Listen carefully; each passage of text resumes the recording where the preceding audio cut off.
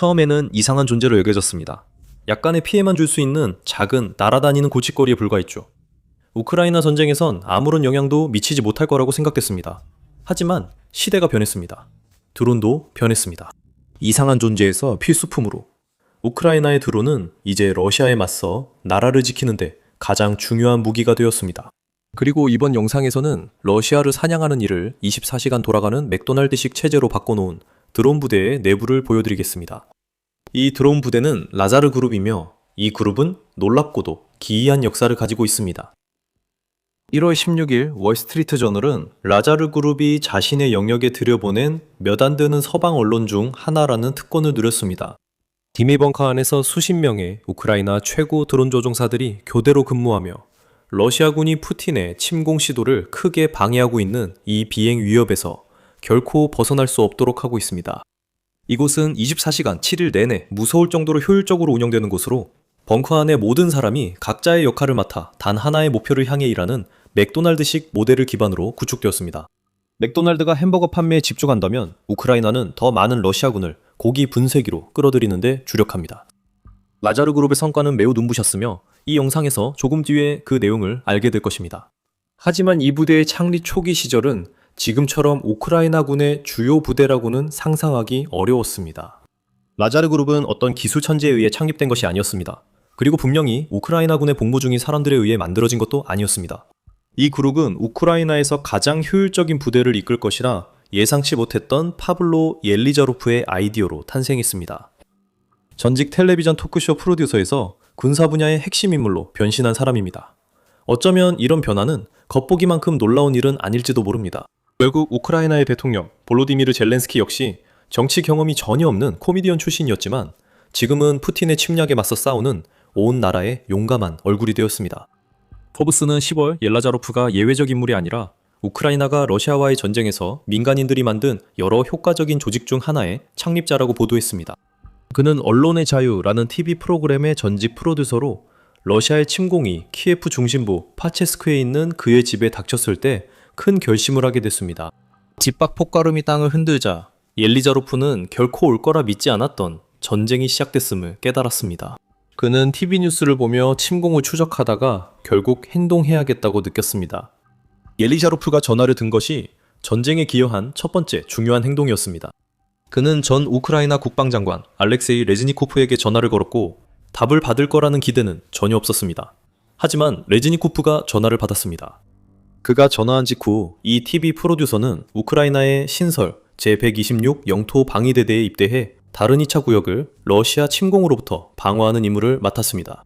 AK-47을 손에 든 옐리자로프는 사람들과 자원을 조직하기 시작했습니다. 그는 검문소를 세우고 장기를 조달했으며 유치원 건물에 마련된 삐걱거리는 대대본부를 수리했습니다. 아마도 이때 옐리자로프는 자신이 더 많은 기여를 할 수 있다는 것을 깨달았을 것입니다. 텔레비전 프로듀서였던 그는 현금으로 약 110만 달러에 해당하는 돈을 가지고 있었고 영토 방위군으로 복무한 첫 한 달 동안 그중 40만 달러 이상을 썼습니다. 4월 초 키예프 전투가 멈추며 옐리자로프는 전쟁 초반 몇 주간 전투를 직접 겪지 않는 행운을 누렸습니다. 결과적으로 우크라이나도 운이 좋았습니다. 전직 TV 프로듀서였던 그는 다음으로 자포리자에서 활동하는 우크라이나 특수작전부대의 신설부대인 화이트 울브스를 방문하게 되었습니다. 그 부대가 옐리자로프에게 드론의 전투 활용법을 처음 보여줬습니다. 새로운 아이디어가 라자르 그룹 탄생의 씨앗이 됐습니다. 월스트리트 저널에 따르면 옐라자로프는 이전에 그 기계를 이용해 국경을 넘어 담배를 밀수하던 밀수업자들로부터 농업용 드론을 구입했습니다. 우리는 120mm 박격포 포탄을 드론에 장착해 처음 사용했고 결과에 매우 흥분했다고 옐라자로프가 밝혔습니다. 월스트리트 저널이 드론이 직접 촬영한 첫 사용 영상을 공개했습니다. 박격포탄을 단 드론이 목표물 상공에 떠서 조준을 마칩니다. 쏴라! 명령이 내려지자 박격포가 떨어지고 목표물이 폭발합니다. 옐라자로프는 그 순간 자신이 우크라이나를 위한 저비용의 매우 효과적인 무기를 손에 쥐게 됐다는 걸 깨달았을 것입니다. 2022년 여름 이전 라자르 그룹은 가장 초기 형태로 결성되었습니다.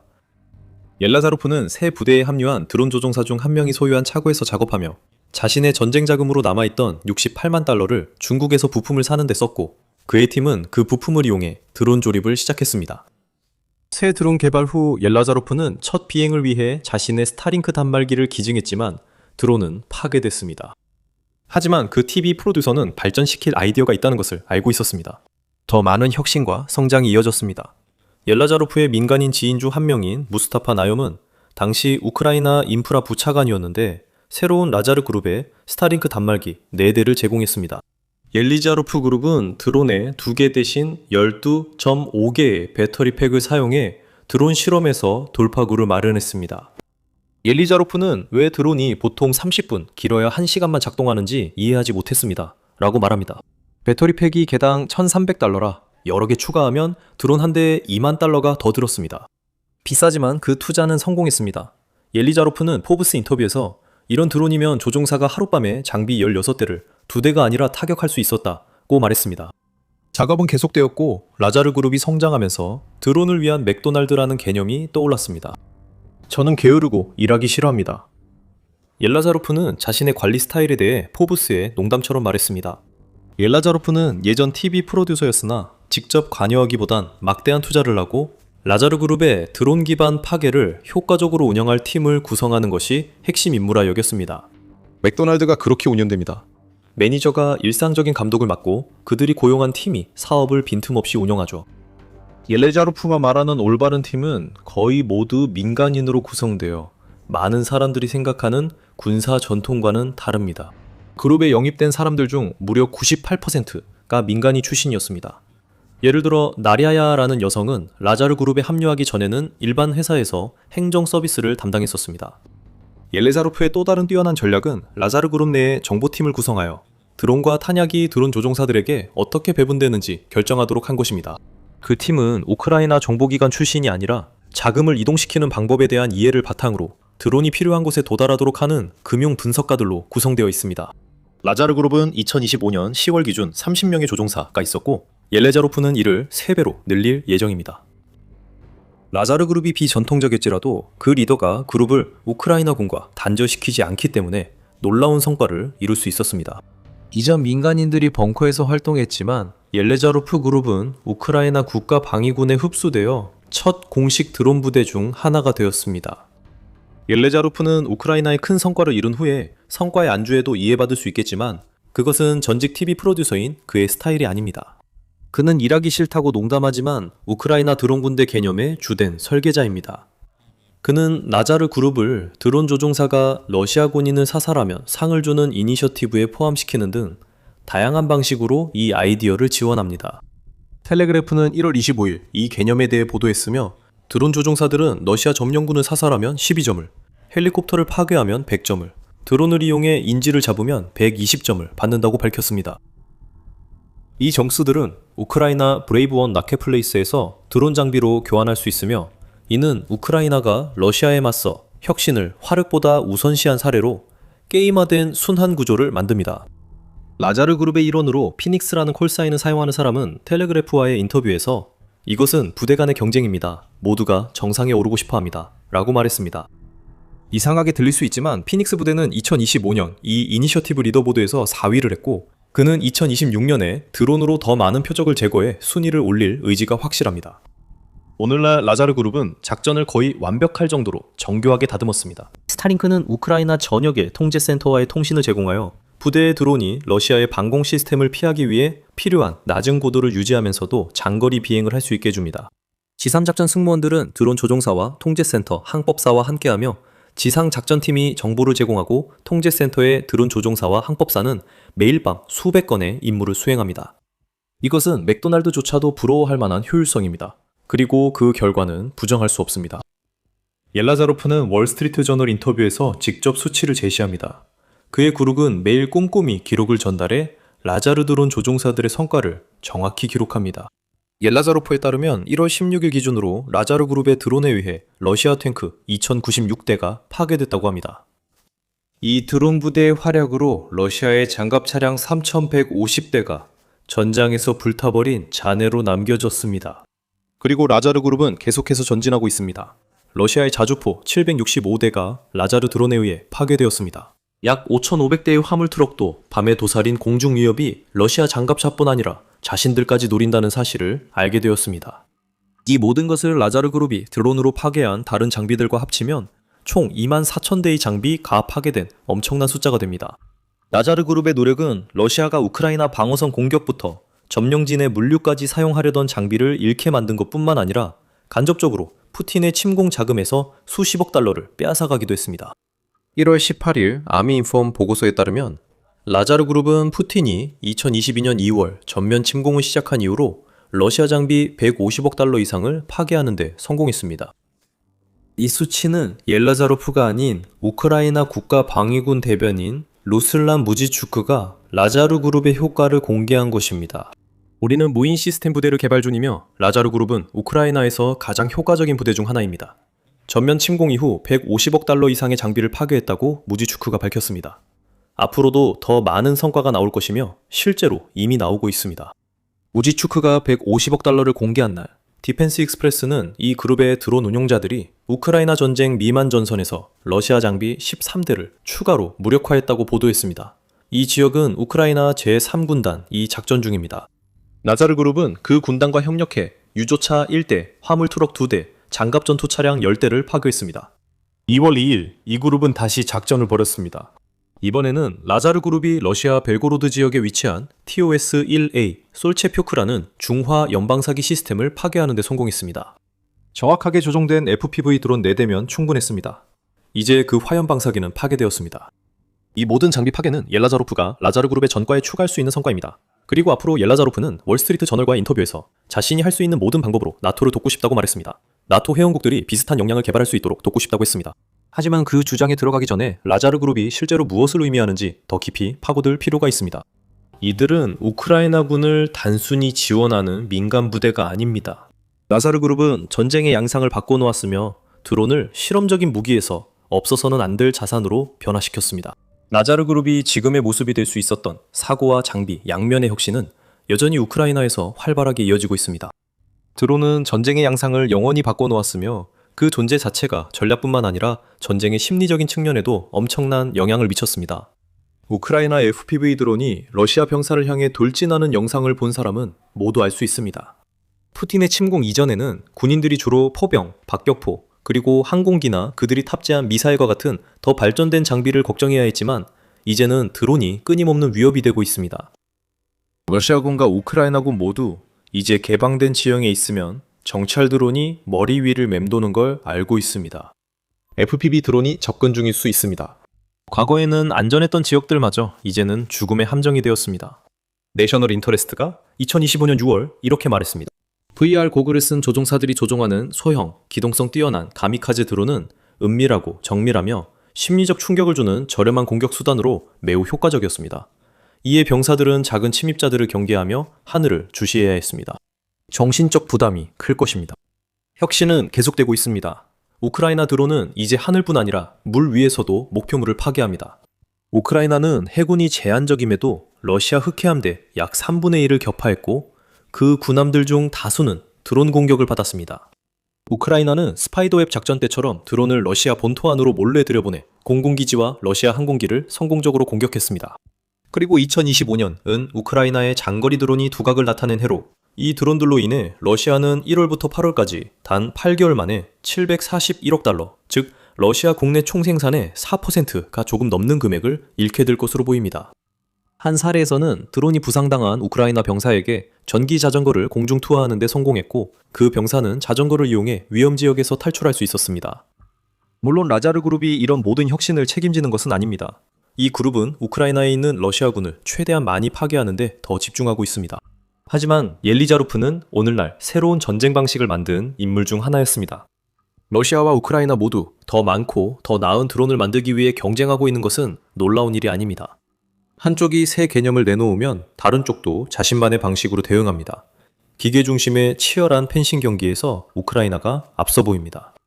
11월에 포브스는 러시아가 우크라이나 전장에서 양측이 사용하는 카미카제 드론보다 재사용 가능한 드론에 초점을 맞추면서 드론 전략을 변화시키려 하고 있다고 보도했습니다. 러시아군은 우크라이나 장거리 드론을 막기 위해 스퓨 통조림을 떨어뜨리는 등 우스꽝스러운 방법으로도 재사용 가능한 요격 드론을 사용할 수 있다고 주장하는 영상을 공개했습니다. 이런 주장들의 신빙성은 논란이 있으며 러시아발이라는 점도 있습니다. 하지만 우크라이나는 최전방 드론 효율성을 높여 대응했습니다. 이제 드론들은 푸틴이 병력을 모집하는 속도만큼 빠르게 러시아 군인을 죽이고 있습니다. 우크라이나군 최고 사령관 알렉산드르 시에르스키는 1월 12월 한 달간 드론으로 인한 러시아군 확인 손실이 3만 3천 명이라고 밝혔습니다. 이는 러시아가 한 달에 약 3만 6천 명 모집하던 시기였습니다. 드론 경쟁은 우크라이나와 러시아가 반드시 이기려는 싸움입니다.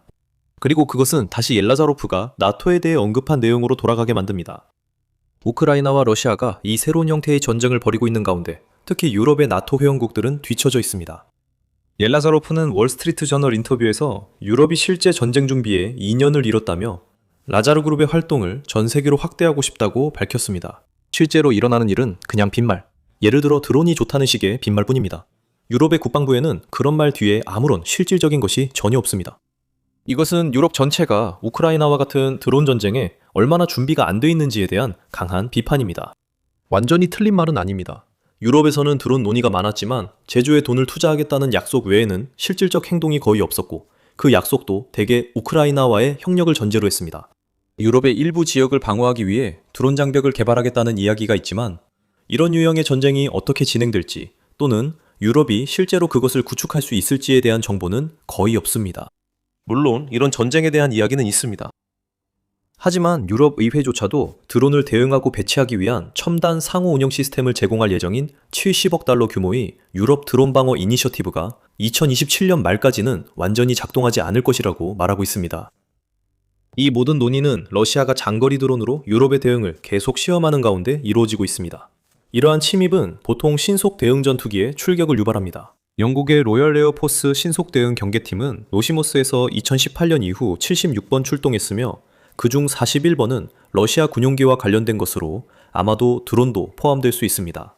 나토 사무총장 마크 루터는 유럽이 러시아와의 전투에 준비되지 않았다고 확신합니다. 1월 말 브뤼셀에서 연설한 마크 루터는 이렇게 말했습니다. 유럽이 미국 없이 스스로를 방어할 수 있다고 생각하는 사람이 있다면 계속 꿈이나 꾸세요. 여러분은 할 수 없습니다. 우리도 할 수 없습니다. 우리는 서로가 필요합니다. 마크 루터는 미국이 전쟁에 가져오는 막대한 힘에 대해 이야기하고 있었습니다. 그러나 그의 핵심은 유럽이 러시아에 더 철저히 대비해야 한다는 점입니다. 옐리자로프는 월스트리트 저널 인터뷰에서 혁신만이 전쟁에서 유일한 구원이라고 결론지었습니다. 드론은 전장을 바꿨고 앞으로도 계속 변화할 것입니다. 이제 부정할 수 없으며 이것이 전쟁의 미래입니다. 세상은 예전과 같지 않을 것입니다. 옐리자로프의 말이 맞습니다. 그는 나토, 특히 유럽 회원국들이 이제 말만 하지 말고 행동에 나서야 한다고 믿고 있습니다. 옐리자로프가 그렇게 했고 현재 라자르 그룹은 러시아군 사냥을 사업으로 전환해 번창하고 있습니다. 그들은 처음에는 특이한 존재였습니다. 우크라이나가 병사들과 러시아 장갑차를 제거할 때 사용한 작은 무인 비행기들이었습니다. 푸틴은 러시아의 힘이 모든 걸 이길 거라 믿었지만 그는 틀렸습니다. 우크라이나는 드론을 활용해 드론 전쟁의 달인으로 거듭났습니다. 우크라이나가 알아낸 것이 러시아 전선을 붕괴시키고 있습니다. 이를 설명하는 숫자가 있습니다. 80%입니다. 그 숫자가 중요한 이유는 1월 26일 볼로디미르 젤렌스키 우크라이나 대통령이 말했듯 이제 우크라이나 드론이 전쟁에서 러시아 목표물 파괴의 80%를 차지하기 때문입니다. 잠시 후에 그것이 순수한 숫자상으로 무엇을 의미하는지 설명해드리겠습니다. 하지만 젤렌스키 대통령은 우크라이나의 발전과 전장에서 러시아보다 한 발 앞설 수 있는 능력 덕분에 이런 일이 가능했다고 지적했습니다. 드론은 우크라이나의 가장 중요한 무기가 되었으며 그 막대한 사용 규모는 우크라이나가 러시아에 맞서 배치하는 다른 무기 체계와 나라의 영토를 빼앗기지 않으려고 필사적으로 싸우는 병사들까지도 더 효율적으로 활용할 수 있도록 돕고 있습니다. 오늘날 포병의 중요성은 여전하지만 의미가 달라졌습니다. 젤렌스키는 병력, 무엇보다도 우리 보병이 기본적인 임무를 수행하고 있습니다. 라고 말했습니다. 하지만 전쟁 자체도 진화를 겪고 있으며 모든 것이 또 다른 중요한 요소, 즉 누가 기술을 가장 빠르고 강하게 적용하고 기술을 전장에 맞게 조정하며 전장에서 일어나는 일의 진실을 검증하는 데 있어 가장 뛰어난가에 극도로 의존하게 되고 있습니다. 그 검증 언급은 우크라이나가 자국 드론의 파괴 대상을 어떻게 아는가로 이어집니다. 그 답은 우크라이나가 사용하는 바로 그 드론들이 모든 것을 촬영하고 있어서 우크라이나가 자신의 주장을 뒷받침할 증거를 갖게 된다는 것입니다. 비즈니스 인사이더는 젤렌스키의 추가 발언을 보도했는데 그는 우크라이나가 드론 공격을 검증하기 위해 사용하는 시스템에 대한 기본적인 개요를 제공합니다.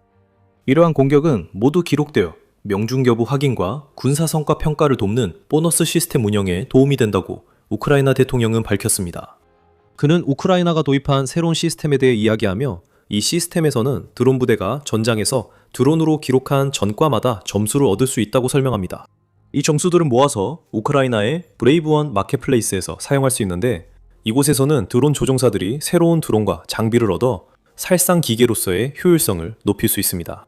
이것은 전쟁 게임화가 현실이 된 것입니다. 뒤떨어진 디스토피아적 미래에서나 나올 법한 이유처럼 보일 수 있지만 이 시스템은 우크라이나가 병사들에게 보상을 제공하는 방식과 허위 정보가 방송이나 온라인 채널에 퍼지지 않도록 하는 데 있어 얼마나 혁신적일 수 있는지를 보여줍니다. 가디언지는 11월 초 우크라이나 킬포인트 시스템을 보도했습니다. 이 보도는 당시 우크라이나의 수석 부총리였으며 지금은 어쩌면 우연히 아니게도 우크라이나의 새로운 국방장관이 된 미하일로 페도로프가 전달한 정보를 전했습니다. 우크라이나의 새로운 시스템을 만든 미하일로 페도로프는 11월에 이 아이디어가 발전하여 우크라이나의 드론 부대 400개가 참여하게 되었다고 설명했습니다. 그것은 엄청난 성장입니다. 페도로프는 가디언과의 인터뷰에서 8월 부대가 95개에 불과했지만 드론 조종사들이 정수를 쌓아 100가지 이상의 드론 자율주행 차량, 기타 장비에 사용할 수 있다고 밝혔습니다. 심지어 순위표도 있습니다. 순위표 맨 위에 오르는 것은 러시아를 저지하기 위해 할 수 있는 모든 일을 하려는 우크라이나 군인들에게 추가적인 동기부여가 됩니다. 페도로프는 가디언과 인터뷰에서 이 시스템이 부대들 사이에 매우 인기 있으며 모든 국방군이 이를 알고 드론, 전자전 시스템 등 전투 장비를 얻으려 점수 경쟁이 치열하다고 말했습니다. 보병을 많이 사살할수록 더 많은 드론을 얻고 그 드론으로 다시 보병을 더 많이 사살하는 자기 강화 순환이 됩니다. 드론이 러시아에 맞선 우크라이나 전략에서 얼마나 중요한지 다시 한번 강조하며 젤렌스키 대통령은 80%라는 수치를 강조한 행사에서 우크라이나의 주요 드론 지휘관들에게 포상을 수여하는 기회도 가졌습니다. 우크라이나 최고의 군사 훈장 중 하나인 우크라이나 영웅 훈장으로도 알려진 골드스타 훈장이 우크라이나 드론 부대의 두 지휘관에게 수여됐습니다. 427 독립여단의 올레 흐비트 중령 라로로도 알려짐과 429 독립여단 아킬레스 여단으로 더 잘 알려진 능지 유리 페도렌코 소령이 이 영예를 받았습니다. 이 두 사람이 훈장을 받은 건 놀랍지 않습니다. 유로마이단 프레스에 따르면 이들의 부대는 42,000개 넘는 적 표적을 파괴했습니다. 이 내용은 영상 초반에 언급한 것으로 자연스럽게 연결됩니다. 현재 우크라이나 드론이 러시아 표적 파괴의 80%를 담당하고 있습니다. 하지만 100개 중 80개라면 80%라도 큰 의미가 없습니다. 상황이 중요합니다. 그리고 러시아의 손실 규모에 관해서라면 그 숫자는 엄청납니다. 2025년 한 해 동안 우크라이나 드론이 약 82만 개 표적을 타격했습니다.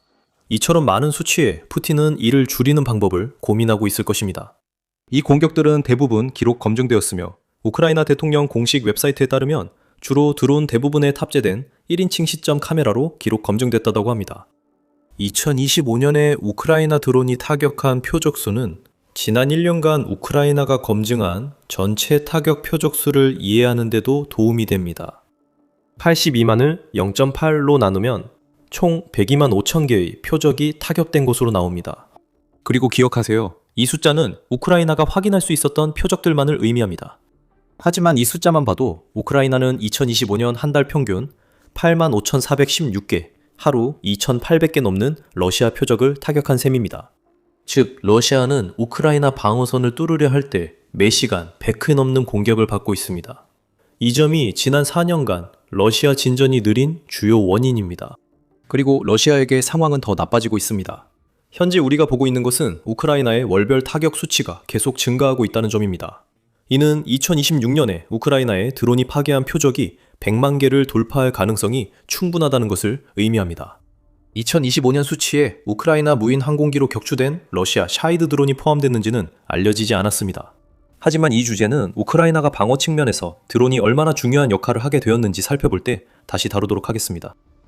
월별 수치가 증가하고 있다는 점에 대해 젤렌스키 본인도 우크라이나의 드론 공격으로 인한 12월 러시아의 확인된 사망자 수를 공유하면서 이를 시사했습니다. 우리의 보너스 전자 포인트 시스템은 방어 성과 확대를 위해 작동 중입니다.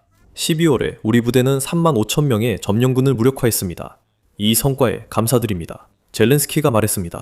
다시 말씀드리지만 한 달 동안 러시아 군인 3만 5천 명이 사망했습니다. 부상자가 아닌 사망자입니다. 이것은 기록적인 숫자이며 우크라이나의 드론에 의한 사살수가 엄청났던 두 달에 이어 나온 결과입니다. 젤렌스키가 1월 초에 밝힌 바에 따르면 우크라이나 드론 조종사들은 10월에 러시아군 2만 6천 명, 11월에는 3만 명을 제거했습니다. 드론에 의해 드론으로 사망하는 러시아군 수가 매달 평균 4,500명씩 늘고 있는데, 이는 우크라이나에 보낼 유능한 인력을 찾는데 어려움을 겪고 있는 푸틴에게는 매우 두려운 일일 것입니다. 포스뉴스는 12월 관련 추가 수치를 보도했습니다. 젤렌스키가 공유한 수치를 반복하며 이 매체는 현재 월 3만 명에서 4만 명에 이르는 사망 규모가 너무 커서 러시아가 우크라이나에서 입은 큰 손실을 메울 만큼의 병력을 더는 모집하지 못하고 있다고 덧붙였습니다. 또한 이 매체는 러시아가 이 정도 규모의 병력을 잃고 있다는 것은 푸틴이 사실상 영국 육군 정규군 병력의 절반에 해당하는 인원이 매달 전멸되는 것을 허용하고 있다는 의미라고 추가 설명했습니다. 이 상황을 설명하는 단어는 지속 불가능이지만 더 정확히는 완전한 광기입니다. 포스뉴스는 또한 우크라이나가 12월 한 달 동안 드론으로 총 10만 7천 개의 표적을 타격했다고 전했습니다. 같은 달 러시아는 방공 시스템 128대를 잃었습니다. 우크라이나는 매달 드론을 이용해 러시아군 5만 명을 제거하는 새로운 목표를 세웠다고 밝혔습니다. 푸틴에게 가장 두려운 점은 이 목표가 충분히 달성 가능하다는 것입니다. 결국 우크라이나가 당장 드론이 부족해질 일은 없기 때문입니다. 전 포브스 특파원 데이비드 엑스는 2025년 3월에 우크라이나가 2025년을 연간 450만 대의 드론 생산 목표로 시작했다고 주장했습니다. 그 목표를 완전히 달성하지는 못했을 수도 있지만 정확히 알기는 어렵습니다. 비즈니스 인사이더에 따르면 실제로는 250만 대의 FPV 드론이었다고 하니 이는 모순입니다. 그러나 같은 매체는 다른 추정치들도 X가 언급한 450만 대와 일치하며 이 수치가 실제 생산량이 아니더라도 우크라이나의 현재 드론 생산 능력일 수 있다고 전했습니다. 우크라이나 공식 소식통이 제조 수치를 공개하지 않아 확실히 알 수 없습니다. 하지만 250만 대든 450만 대든 2025년에 우크라이나가 100만 건의 드론 공격을 한다는 점을 고려하면 이는 엄청난 수치입니다. 이 수치는 유로메이단 프레스의 보도에 따르면 훨씬 더 커질 전망입니다. 1월 26일 유로메이단 프레스는 우크라이나의 드론 생산량이 2023년 이후 매년 거의 2배씩 증가했다고 보도했습니다. 또한 2026년 우크라이나가 드론 700만 대 생산을 목표로 한다고 이 매체는 전했습니다. 이 일은 연간 생산 비용이 많이 듭니다. 우크라이나가 700만 대의 드론을 확보하려면 1,200억 달러가 필요하며 약 절반은 우크라이나 예산과 EU 보증 대출에서 마련됩니다. 나머지 절반은 우크라이나 동맹국들의 군사 지원으로 제공됩니다. 우크라이나가 준비를 마치면 푸틴의 러시아군 사망자 감소 희망은 사라집니다. 우크라이나는 매달 5만 명 제거 목표 달성에 충분한 드론을 보유하게 됩니다. 잠깐 덧붙이자면 이런 내용은 앞으로도 많이 준비되어 있으니 더 밀리터리 쇼에서 유익함을 느끼셨고 이런 통계에 대해 더 듣고 싶으시다면 구독하는 것 잊지 마세요. 숫자를 다뤘으니 앞서 언급한 주제로 돌아가겠습니다. 우크라이나 드론이 파괴한 표적 수에 크렘린이 명령한 드론 및 미사일 공격으로 2025년 내내 우크라이나를 강타했던 동안 러시아 무인 항공기 격추가 포함되어 있는지는 불분명하다고 언급한 바 있습니다. 그것이 포함되었는지 여부는 크게 중요하지 않습니다.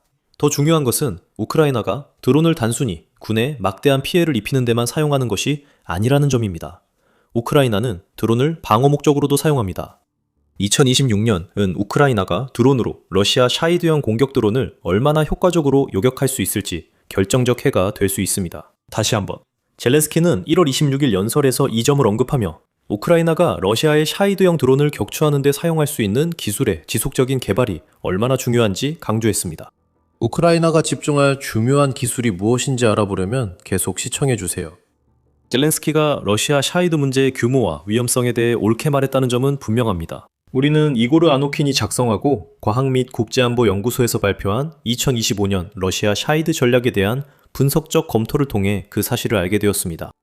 아노킨의 분석에 따르면 2025년 내내 러시아 샤이드형 드론 공세의 규모는 다양했으며 일부 공격에는 수십 대의 드론이 동원된 반면 다른 공격에서는 800대에 달하는 엄청난 규모의 드론 군집이 사용되었다고 합니다. 아노킨은 이 드론들 중 상당수가 점령된 크림반도와 도네츠크 지역에서 순항미사일 및 탄도미사일과 함께 발사되었다고 덧붙였습니다. 그는 또한 구체적인 수치도 제시했습니다. 2025년에 발사된 샤이드형 드론 54,538대 중 약 32,200대가 공격용이었습니다. 나머지는 우크라이나 방공망을 혼란 또는 약화시키려는 미끼, 샤이드 드론이었던 것으로 보입니다. 어쨌든 러시아는 장거리 드론으로 할 수 있는 모든 것을 공격했습니다. 러시아의 공격은 광범위하게 이루어졌으며 러시아 지상군이 점령하려는 많은 지역을 포함했습니다. 가끔 러시아 드론이 폴란드, 루마니아, 몰도바와 같은 다른 국가의 영토에 진입하는 것도 목격되고 있습니다. 러시아는 군사 목표물을 타격하고 있다고 주장하지만 많은 샤이드 드론들은 실제로 우크라이나의 에너지 인프라, 특히 2025년 말에는 산업시설과 주거 건물을 공격했습니다. 러시아의 샤이드 드론 공격은 7월의 정점에 달해 하루 평균 203대가 우크라이나로 발사됐습니다. 하지만 그 이후 몇 달도 거의 비슷하게 피해가 컸으며 7월 이후 몇 달 동안 하루 평균 133대에서 188대의 드론이 발사되었습니다. 러시아 샤이드형 드론은 우크라이나의 심각한 문제입니다. 하지만 푸틴의 전략이 가져오는 많은 문제들과 마찬가지로 우크라이나는 이를 해결하기 위한 새로운 방법을 찾아냈고 그 방법에는 우크라이나 자체 드론의 사용도 포함되어 있습니다. 요격 드론은 우크라이나의 매우 중요한 기술입니다. 2025년 9월 영국이 우크라이나에서 설계된 이 드론의 대량 생산을 발표한 것도 이를 보여줍니다. 이 드론은 러시아 샤이드 공격 방어에 쓰입니다. 이 특별한 종류의 드론들은 이름에서 알 수 있듯이 하늘로 날아올라 접근하는 공격 드론을 요격합니다. 1월 20일 키예프 포스트는 이러한 요격 드론들이 이동식 방어팀과 함께 안티드론 돔의 일부가 될 것이라고 보도했습니다. 이 팀들은 우크라이나 드론 조종사들과 협력해 러시아 샤이드형 드론에 강력한 근거리 방어를 제공할 것입니다. 페도로프는 새로운 시스템을 소개하며 임무는 우크라이나 상공에 안티드론 돔을 구축하는 것입니다. 이 시스템은 사후적으로 대응하는 것이 아니라 위협이 접근하는 도중에도 이를 파괴합니다. 라고 말했습니다. 여기서 우크라이나는 러시아가 2026년에도 장거리 공격을 계속하거나 강화할 것으로 예상하고 있음을 시사합니다. 우크라이나는 이에 대응하고 있으며 요격 드론이 새로운 방어 전략에서 매우 중요한 역할을 하게 될 것입니다. 이 요격 드론들이 격추하는 샤이드 유형이 2026년 우크라이나의 총계에 포함된다면 2026년에 우크라이나 드론에 의해 100만 개 이상의 러시아 표적이 파괴될 것이 거의 확실해 보입니다. 우크라이나가 매달 5만 명 넘는 러시아 병력 제거를 새 목표로 삼은 점을 고려하면 더욱 그렇습니다. 하지만 이는 모두 미래일입니다. 2025년 우크라이나의 드론 공격 성과를 보면 다양한 전장 영향이 드러납니다. 그중 하나는 우크라이나의 드론이 러시아의 탄약 소모를 이전에는 볼 수 없었던 규모로 일으키고 있다는 사실입니다. 유로마이단 프레스에 따르면 1월 27일에 크렘린이 110만 발의 새로운 포탄을 주문했다고 보도했습니다. 그것만으로 뉴스거리가 되지 않을 수 있습니다. 하지만 우크라이나의 FPV 드론 방벽으로 러시아 포병이 너무 멀리 후퇴해 효과를 잃고 있어 러시아가 장거리 포탄 확보에 집중하고 있다는 점이 주목됩니다. 장거리 포탄으로는 더 이상 효과를 볼 수 없습니다. 러시아는 우크라이나의 드론에 의해 포병 시스템을 잃고 있고 그 시스템들이 후방에서 사격을 시도할 때 목표에 도달하지 못하는 포탄도 잃고 있습니다. 주문된 110만 발 중 100만 발은 특수 추진 장약이 들어있어 더 먼 거리를 날아갈 수 있는 152mm MSTA 특수 포탄입니다. 나머지 10만 발은 장거리 변형 포탄용입니다. 여기서 핵심은 유로마이단 프레스가 보도한 비용입니다. 표준 MSTA 포탄은 러시아에 $1250가 들고 추진 장약이 포함된 버전은 $1550가 듭니다. $300 차이인데 이걸 100만 발로 곱하면 3억 달러의 지출이 됩니다. 이것은 주로 우크라이나의 FPV 드론 때문인데 이 드론들이 러시아 포와 승무원들을 제거하고 있습니다. 이들은 드론이 보호하는 목표물을 타격할 수 있는 거리 안으로 감히 들어오려다 당하는 것입니다. 우크라이나가 포를 전장에서 제거할 수는 없더라도 러시아가 포를 운용하는 데 드는 비용을 그 어느 때보다 높게 만들 수 있습니다. 하지만 소모전을 말할 때 결국 우크라이나가 드론으로 러시아에 입힌 막대한 손실로 돌아오게 됩니다. 우리는 이미 월별 수치와 우크라이나가 드론으로 그 수치를 끌어올리려는 목표를 논의했습니다. 러시아에겐 이런 손실이 되돌릴 수 없는 한계점일 수 있습니다. 나토 사무총장 마르크 리터는 러시아 군인 최대 2만 5천 명이 매달 우크라이나에 의해 사망한다고 1월에 밝혔습니다. 그 추정치는 우크라이나 발표 수치보단 낮지만 여전히 푸틴에게 심각한 인력 문제를 초래할 수 있는 숫자입니다. 리터는 현재 우크라이나에서 한 달 동안의 전투로 러시아가 잃는 병력이 러시아가 아프가니스탄에서 10년간 벌인 전쟁 전체에서 잃은 병력보다 약 1만 명 더 많다고 설명했습니다. 리터는 러시아가 아프가니스탄에서 1만 5천 명을 잃었지만 우크라이나에선 한 달 만에 비슷한 피해를 입고 있다며 이런 상황이 지속될 수 없다고 했습니다.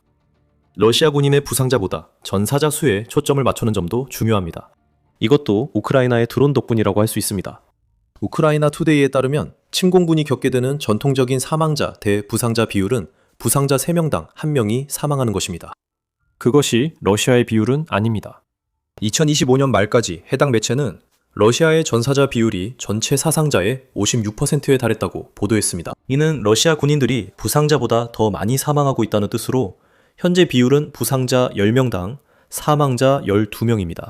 러시아는 부상자를 대피시키지 못하고 장갑차 부족으로 어쩔 수 없이 강요된 전술을 사용해 이런 상황을 만들었습니다. 이는 우크라이나가 자국 드론에 감사할 또 다른 이유입니다. 하지만 큰 차이를 만들어내고 있는 것은 우크라이나의 드론 활용과 앞서 언급했던 게임화와 같은 영리한 혁신들입니다. 이 모든 것이 합쳐져서 우크라이나는 러시아가 점령하고 싶어하는 영토를 러시아군에게 지옥과 같은 곳으로 만들고 있습니다.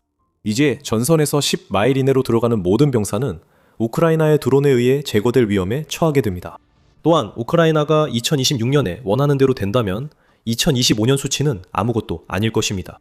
이 모든 드론에 대한 이야기를 했지만 우리는 아직 2025년에 우크라이나가 러시아에 큰 혼란을 일으키기 위해 사용한 장거리 무인 항공기에 대해서는 다루지도 않았습니다. 걱정 마세요. 우크라이나는 여전히 종심 타격 전략에 집중하고 있습니다. 믿을 수 없는 붕괴입니다. 군사 분석가들은 러시아의 최근 전장 패배를 이렇게 부르고 있습니다. 이번에는 탱크나 미사일이 아니라 드론에 관한 이야기입니다. 이미 저렴한 채공 탄약과 군집 전술의 부상으로 정의된 전쟁에서 우크라이나는 새로운 혁신인 요격 드론으로 판을 뒤집었습니다. 빠르고 저렴하며 확장 가능하고 매우 효과적인 이 소형 무인기는 러시아의 한때 막을 수 없었던 드론 공세를 매우 값비싼 문제로 바꾸고 있습니다. 이 드론들은 푸틴의 허를 완전히 찔렀습니다. 이제 언제나 기발한 우크라이나인들은 다시 한번 판도를 뒤집는 대응책을 내놓았습니다. 바로 요격 드론입니다. 이들은 러시아 대통령 블라디미르 푸틴을 놀라게 했고 푸틴은 이 문제 해결에 분주히 움직이고 있습니다.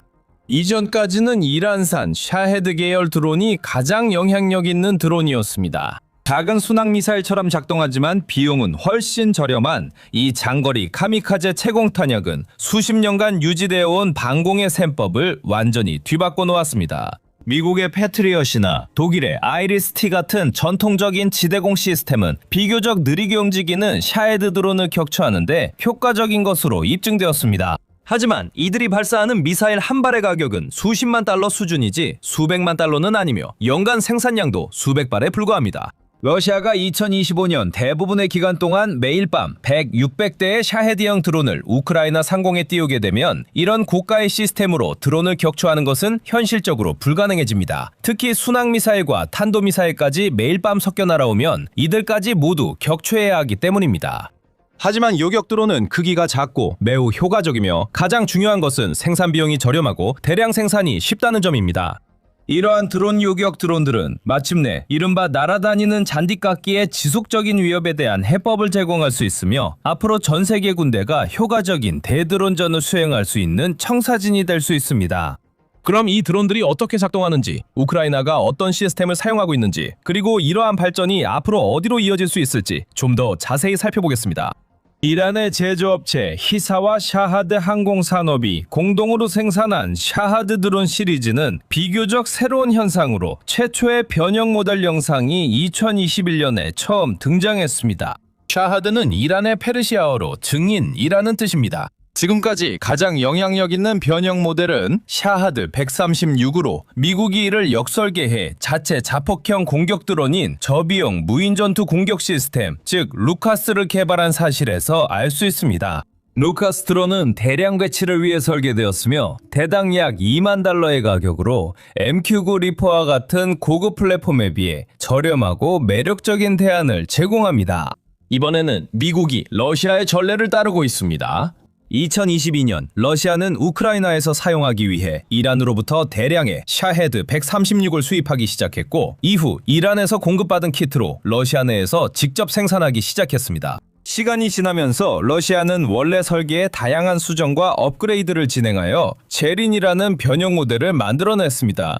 타타르스탄 알라부가에 위치한 대규모 제조 공장에서 제린 개발이 대폭 확대되었습니다. 우크라이나 정보당국은 2025년 말까지 러시아가 최신 제린 이 와게베라 디코이 변형 모델을 하루에 170, 190대 생산하고 있다고 추정했습니다. 이란의 샤헤드 136과 비교했을 때 제린 2는 몇 가지 중요한 업그레이드를 받았습니다. 민간용 GPS 부품을 사용했던 이란의 내비게이션 시스템은 러시아산 비행 제어 장치로 교체되었습니다. 그리고 러시아의 글로나스 위성 내비게이션 시스템을 활용하는 마이크로 프로세서가 탑재되어 채공 능력과 전자전 저항성이 향상되었습니다. 이란의 샤헤드 136에서 일체형 구조는 상호 연결된 요소들로 구성된 모듈식 설계로 전환되었습니다. 동체에 사용된 소재도 변경되어 기존의 경량 허니컴 구조 대신 유리 섬유와 직조된 탄수 섬유의 조합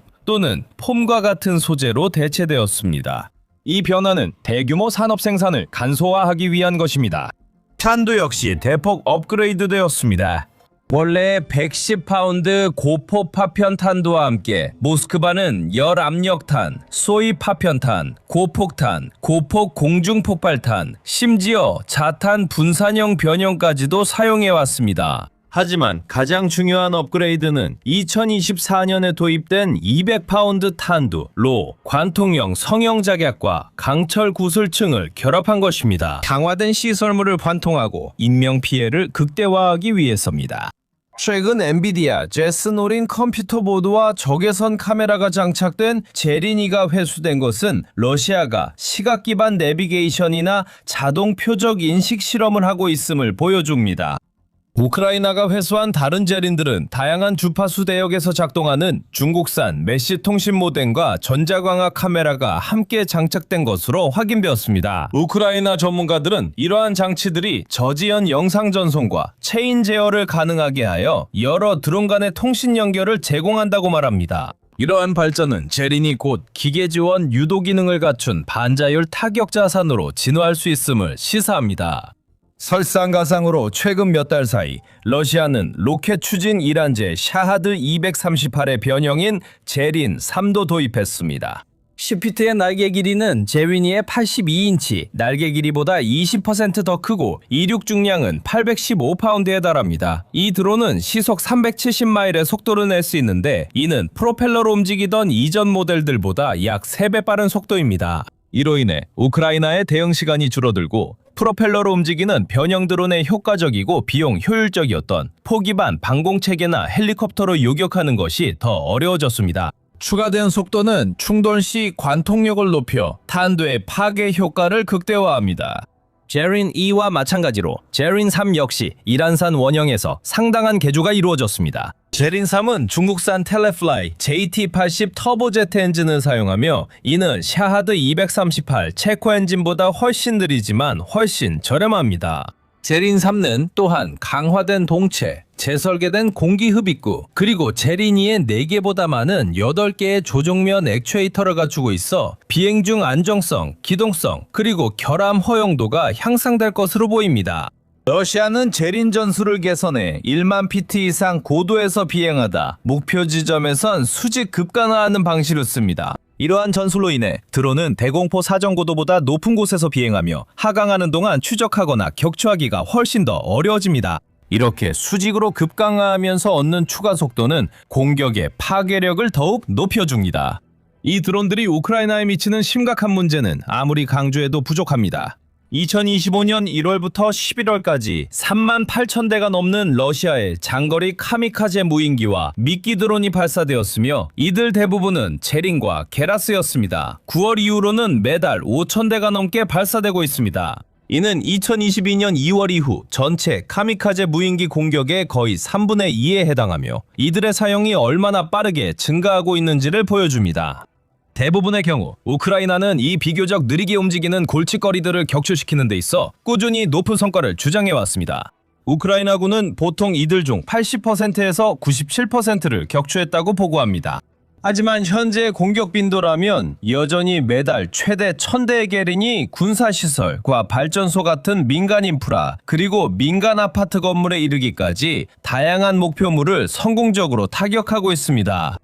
우크라이나가 현재 20시간 정전 사태를 겪고 있고 일부에서는 최소한의 전기, 난방, 물만으로 암흑의 겨울이라고 부르는 상황에 직면한 것은 이러한 공격의 직접적인 결과입니다. 하지만 이런 공격은 심리적 영향도 줍니다. 하늘에서 제린, 공습 사이렌, 그리고 방공 폭발음을 끊임없이 듣고 대피소에서 몸을 숨기며 공격을 당할까 두려워하고 성공적인 공격의 결과를 감당해야 하는 지속적인 스트레스는 점차 그리고 확실하게 고통받는 주민들의 사기를 약화시킵니다. 우크라이나가 나토 동맹국들로부터 받을 수 있는 첨단 방공 시스템과 요격 미사일이 점점 부족해지고 있습니다. 우크라이나에서 얼마나 많은 방공 시스템과 미사일이 소모되었는지에 크게 기인하여 드론 대응책은 필연적으로 다양해졌습니다. 우크라이나는 드론 공격이 증가하자 이에 대응하여 약 900개의 기동 화력 부대를 광범위하게 조직했습니다. 이 부대들은 지상과 헬리콥터에 장착된 기관총, 자동대포, 그리고 맨패드와 같은 휴대용 대공미사일 시스템으로 게린을 사냥합니다.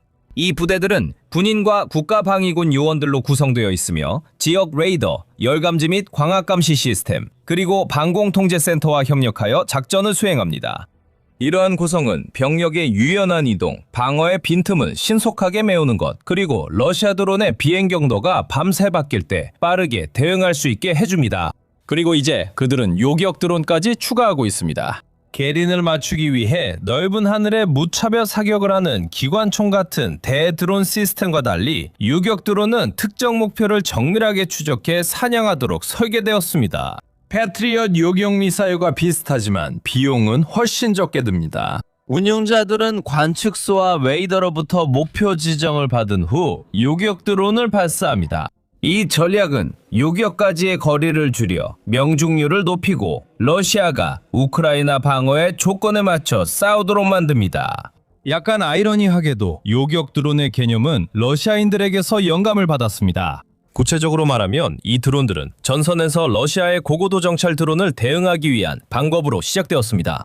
약 23,000피트 상공을 비행하는 러시아의 고고도 드론들은 기관총이나 산탄총으로는 격추시키기에는 너무 높이 떠 있었습니다. 10만 달러짜리 드론들은 전장에서 심각한 영향을 미치고 있었습니다. 우크라이나군의 위치와 그 사이의 빈틈을 식별하고 그 위치로 포병과 드론 공격을 유도하거나 그 사이 빈틈으로 러시아군의 진격을 이끌고 있었습니다. 우크라이나는 2024년에 FPV 드론을 요격기로 개조하기 시작했습니다. 요격기 조종사들은 공중전 전술을 적용해 러시아 정찰 드론을 격추하는 데 전문가가 되었고 곧 수백 대의 드론을 격추했다고 보고하기 시작했습니다. 그래서 러시아가 개론 공격을 강화하자 요격 드론의 표적을 정찰 드론에서 개론으로 바꾸는 것만으로 충분했습니다. 하지만 400파운드가 넘는 게론은 정찰 드론보다 훨씬 크고 기존 FPV 요격기보다 더 높고 빠르게 비행하기 때문에 몇 가지 설계 수정이 필요했습니다. 그리고 이런 수정이 성공적이었냐고요? 물론입니다. 2025년 초 알렉세이 로고진 TPU 나가틴의 전무이사가 밝혔습니다. 스카이에이는 우크라이나 요격 드론이 키이우를 방어하기 위한 클리어 스카이 이니셔티브 하에 레이더와 시각 시스템으로 유도되는 드론을 사용해 500대가 넘는 게론을 격추했다고 주장했습니다. 출시된 지 몇 달 만에 이 시스템은 500대가 넘는 게론 공격 드론을 요격했습니다. 그는 사실상 우리는 소형 요격기, 주로 FPV 드론의 대량 사용을 기반으로 한 도시형 안티드론돔에 대해 이야기하고 있습니다. 라고 덧붙였습니다. 이 시스템에는 차량 운용조, 모니터링 및 조정센터, 그리고 훈련센터가 포함되어 있습니다. 그 이후로 우크라이나의 요격 드론 사용은 상당히 증가했으며 이제 막 시작 단계에 불과합니다. 2025년 4월까지 우크라이나 방위기술그룹 연합인 닥스타는 최소 5가지 요격기 모델이 이미 샤헤드를 격추시켰다고 보고했습니다. 그리고 7월에는 우크라이나 국방조달청장인 아르센 주모딜로프가 수만 대의 요격 드론 계약을 체결했다고 발표했습니다. 수만 대의 요격 드론, 이것이 우리가 이미 계약을 맺었고 앞으로도 계속 계약할 것입니다. 우리의 계약은 한편으로는 제조업체의 역량에 다른 한편으로는 국가 예산의 여력에 달려 있습니다. 그는 우크라이나 바벨과 인터뷰에서 국가 예산이 감당할 수 있는 모든 것을 반드시 계약할 것이라고 말했습니다. 드론폴이라는 프로그램이 설립되어 조종사가 직접 조종하는 1인칭 시점 드론으로 러시아 드론 5,000대를 파괴하는 것을 목표로 했으며 이후 우크라이나 최대 크라우드 펀딩 단체인 컴백 얼라이브 재단이 합류했습니다. 10월에 드론폴스 프로젝트 책임자인 타라스 티모치코는 이 프로그램이 15개의 제조업체와 협력하고 있으며 이미 3,000대 이상의 항공기를 요격한 드론을 후원했다고 밝혔습니다. 티모치코에 따르면 시속 115마일까지 비행할 수 있는 개론이를 격추할 수 있는 저가형 요격 드론을 만드는데 거의 1년이 걸렸다고 합니다. 개발에 성공하자마자 신속히 현장에 투입됐고 현재 설계도 빠르게 진화 중입니다. 가장 먼저 등장한 효과적인 요격 드론 중 하나는 와일드 호넷 자원봉사단이 제작해 2024년 말에 공개한 스팅입니다. 이 단체는 2023년 봄 우크라이나 군대의 드론 지원 요청에 응답해 설립되었으며 현재는 매 수천 대의 다양한 FPV 드론을 생산하고 있습니다. 스팅은 4개의 회전 날개로 추진되는 FPV 드론으로 시속 200마일이 넘는 속도와 약 10,000피트의 고도까지 도달할 수 있습니다. 이 드론은 표준 쿼드콥터를 기반으로 하며 중앙에 길쭉한 돔 형태의 탄두가 장착되어 있습니다. 탄두 위에는 카메라가 설치되어 있어 비행 중 UAV를 조종하는 데 사용됩니다. 조종사들은 이 드론을 원격으로 조종하는데 이 드론은 손에 들 수 있는 미사일처럼 생겼으며 더플백 안에 들어갈 만큼 작습니다. 조종사들은 VR 고글을 사용해 지상에서 원격으로 조종합니다. 스팅은 제린보다 훨씬 작을 뿐만 아니라 생산 비용도 훨씬 저렴합니다. 스팅은 약 1,500달러 정도로 추정되며 데코이 게르베라는 약 10,000달러, 그리고 게론 2와 3은 3만 달러에서 7만 5천 달러까지 다양하게 가격이 책정됩니다. 즉, 로고진이 말했듯이 이제 러시아가 제린으로 공격하는 것이 우크라이나가 그것을 방어하는 것보다 더 비싸졌다는 뜻입니다. 우크라이나 정부가 지원하는 혁신 추진기관 브레이브원과 협력하는 맥슨 시스템즈는 우크라이나를 위해 요격 드론을 생산하는 또 다른 회사입니다.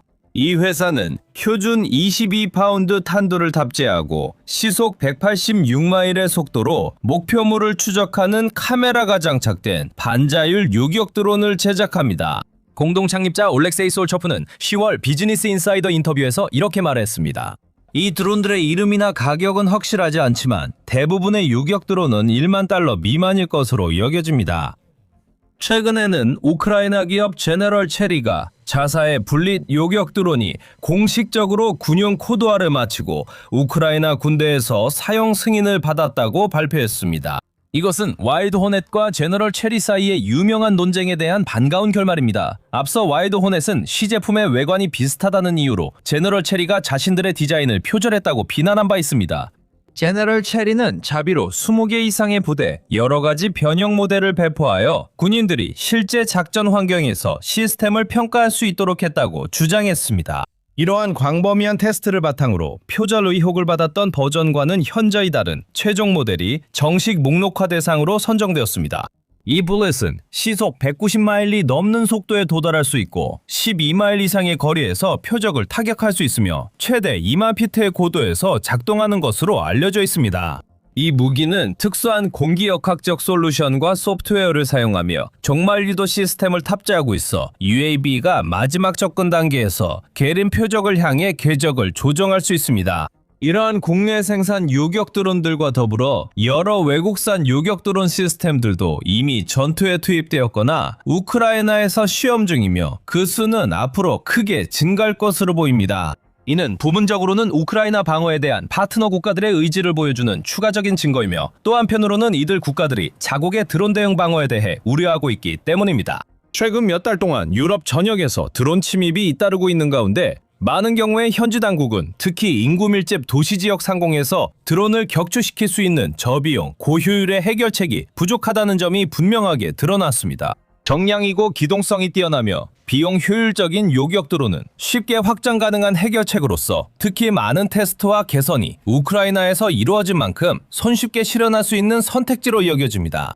실제로 최초의 외국산 요격 드론은 러시아가 이란산 샤헤드 드론을 처음 사용하기 이전에 이미 등장했을 수도 있습니다. 미국 기업 포템 테크놀로지는 2022년부터 조용히 드론 헌터 요격기를 우크라이나에 공급해오고 있습니다. 2024년 12월 포템의 CEO 존 그루에는 오버트 디펜스와 인터뷰에서 폭발 대신 그물을 발사해 드론을 포획하는 자사 요격기가 샤헤드와 다양한 크기의 러시아 드론들에 대해 성공을 거두었다고 밝혔습니다. 이 회사는 지난해 말까지 우크라이나에 400대의 시스템을 배치할 계획이었지만 그 목표가 달성됐는지, 그리고 포템이 현재 우크라이나군에 요격 드론을 공급하는 12, 15개 제조업체 중 하나인지 여부는 확실하지 않습니다. 또한 지난해 12월 브레이브원은 독일 제조업체 타이탄 테크놀로지스가 개발한 첨단 요격 드론의 성공적인 시험을 발표했습니다. 이 드론은 샤헤드형 드론과 러시아 정찰용 UAV를 요격하기 위해 특별히 설계되었으며 최고 시속 186마일, 사거리 약 12.5마일에 달하는 것으로 알려졌습니다. 타이탄은 이 드론에 머신비전 기술이 적용된 자동 표적 지정 시스템을 추가해 정밀성과 효율성을 더욱 높일 계획인 것으로 전해졌습니다. 이러한 알려진 도입과 시험 외에도 우크라이나는 유럽 파트너들과 함께 2개의 대규모 프로젝트를 진행 중이며, 이는 요격 드론 생산 프로그램에 확실히 박차를 가할 것입니다. 9월에 영국 당국은 우크라이나와 함께 새로운 첨단 저비용 요격 드론인 옥토퍼스 개발을 위한 공동 프로젝트를 발표했습니다. 이 드론들은 영국에서 생산될 예정이며 우크라이나에서 영국 과학자들과 기술자들의 지원을 받아 설계되었습니다. 이미 러시아의 계란 드론에 맞서 실전에서 테스트되었고 매우 효과적이었다고 전해집니다. 영국 총리 키어 스타머는 이번 새로운 파트너십을 역사적인 순간이라고 부르며 영국과 우크라이나의 창의성을 결합해 러시아의 침략에 맞서기 위한 최첨단 방위 드론 기술을 제공한다고 밝혔습니다. 구체적인 영국 제조업체의 이름은 공개되지 않았지만 옥토퍼스 발표 전주에 우크라이나 최대 드론 제조업체인 우크라스펙 시스템즈는 영국의 2개의 새로운 드론 제조 시설에 약 2억 7,100만 달러를 투자할 계획을 발표했습니다. 이 계획은 수백 개 현지 일자리를 창출합니다. 영국도 동시에 우크라이나가 러시아 깊숙한 곳의 에너지, 군사 및 기타 인프라를 공격하는 데 사용하는 무기고에 추가하기 위해 영국산 장거리 공격 드론 수천 대의 공급을 지원하겠다고 발표했습니다. 이 요격 드론과 장거리 타격 드론의 조합은 지난 10월 네덜란드와 우크라이나가 발표한 또 다른 대규모 합작 드론 생산 사업에서 내놓으려는 결과물과 동일합니다. 약 2억 유로, 미화로 약 2억 1,500만 달러 규모의 이번 계약으로 드론 생산은 네덜란드 본에 위치한 VDA 공장에서 이루어지며 첫 번째 드론 생산 라인은 수개월 내에 가동될 것으로 예상됩니다. 앞서 언급했듯 이 파트너십은 2가지 핵심 드론에 집중하며 그중 하나는 장거리 심층 타격이 가능한 UAV입니다. 적 후방 목표물을 타격하는 드론과 러시아 공격 드론을 요격, 파괴하는 요격 드론이 포함됩니다. 네덜란드에서의 생산은 양국 모두에게 전략적인 이점을 제공합니다. 우크라이나는 러시아의 게린과 미사일 공격으로부터 생산 시설을 보호할 수 있습니다. 이런 공격은 우크라이나 방위 공장을 반복적으로 노렸습니다. 동시에 네덜란드 제조업체들은 세계에서 가장 치열한 드론 전쟁에서 입증된 드론 설계에 접근할 수 있게 되며, 이는 옥토퍼스 프로젝트의 결과로 영국도 마찬가지입니다. 몇 달 전인 7월 우크라이나 대통령 볼로디미르 젤렌스키는 하루에 500조 1000대의 요격 드론을 생산하고 배치하는 야심찬 목표를 발표했습니다. 2025년 말 현재 그 목표에 얼마나 근접했는지 또는 얼마나 멀었는지, 그리고 이러한 새로운 공동생산 협약이 상황을 어떻게 바꿀지는 불분명합니다. 기존 요격 드론들이 실제로 얼마나 효과적인지도 정확히 밝혀지지 않았습니다. 높은 효과를 주장하는 사례는 많지만 이를 뒷받침할 영상 자료는 그만큼 많지 않습니다. 대부분의 요격 드론들이 우크라이나가 전선에서 사용하는 FPV 드론과 비슷한 카메라 시스템을 갖추고 있다는 점을 감안하면 성공적인 타격 장면 영상도 마찬가지로 쉽게 확보할 수 있어야 합니다. 일부 분석가들과 드론 개발자들은 이것이 비밀 유지 때문이라고 제안했습니다. 요격 드론이 어떻게 작동하는지, 어디에서 발사되는지 러시아 관측자들에게 알리고 싶지 않기 때문이라는 것입니다. 혹은 수억 달러가 개발에 투입되는 가운데 그 효과가 과장되고 있을 수도 있습니다. 이런 일이 이번 전쟁에서 처음 있는 일은 분명 아닙니다. 어쨌든 요격 드론이 군사적으로나 경제적으로 예린 방정식을 완전히 뒤집을 잠재력이 있는 것은 분명하지만, 결정적인 변화를 만들기 위해서는 여러 가지 도전 과제를 극복해야 할 것입니다. 이전 모델보다 거의 3배, 우리가 다룬 모든 요격 드론보다 2배 빠른 속도로 비행하는 예린 쌈을 극복하는 것이 이들 과제 중 가장 중요한 부분이 될 것입니다. 이 제트 추진 드론은 12요소 적응형 안테나 배열을 사용한 제밍 저항 위성 항법 장치도 탑재하고 있어 느린 샤하드 드론의 효과적인 전자전 전술에도 영향을 받지 않습니다.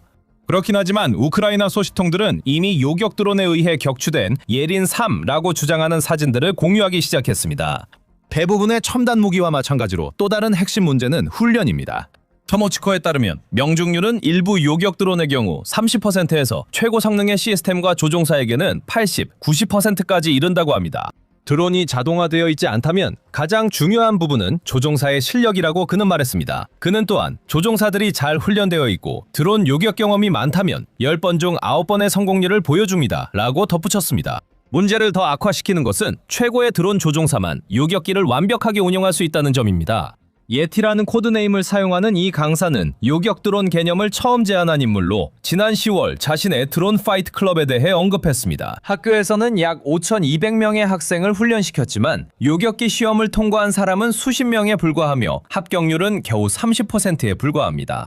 그럼에도 불구하고 여러 어려움에도 불구하고 요격 드론의 비용 효율성과 대량 생산 능력은 현재로서는 우크라이나와 나토 모두에게 당연히 추구해야 할 선택지입니다. 일부 주장처럼 우크라이나가 이 드론들로 80%의 계린 요격률을 달성하고 있다면 우크라이나의 선량한 국민들은 밤에 좀 더 안심하고 잠들 수 있을 것입니다. 그리고 3만 달러짜리 개론 이 패트리엇 미사일을 방어 비용에서 밀어낼 수 있다면 2,500달러짜리 요격 드론도 개론을 가격 경쟁에서 밀어낼 수 있습니다. 이는 모든 나토 회원국에 해당되는 이야기입니다. 전쟁이 계속됨에 따라 러시아는 우크라이나의 요격 드론에 대응하기 위해 개론을 계속 개량할 것이고 우크라이나의 요격 드론 시스템도 그에 맞춰 업그레이드 될 것이란 점은 의심의 여지가 없습니다. 우크라이나의 무인 항공기, 즉 UAV에 관해서는 대부분의 관심이 목표물에 직접 돌진해 폭발하는 1인칭 시점 FPV 드론에 쏠려 있습니다. 이러한 카미카제 드론들은 언론의 헤드라인을 장식해왔고 수년간 우크라이나의 가장 큰 전장 승리에서 막대한 역할을 해왔습니다. 하지만 키이우에는 또 다른 훨씬 더 치명적인 무기가 있습니다. 바로 중폭격기 드론입니다. 카미카제 드론에 비해 다양한 이점을 자랑하는 중폭격기 드론은 그 수와 영향력이 모두 증가하고 있습니다. 우크라이나는 이 드론들을 수만 대씩 생산하여 전선 곳곳에 배치하고 러시아 돌격대와 그의 모든 적 목표물을 파괴하고 있습니다. 강력하고 재사용 가능하며 놀라울 정도로 효율적인 하늘에서 불을 퍼붓는 이 무자비하고 거침없는 드론들을 그 무엇도 막을 수 없습니다.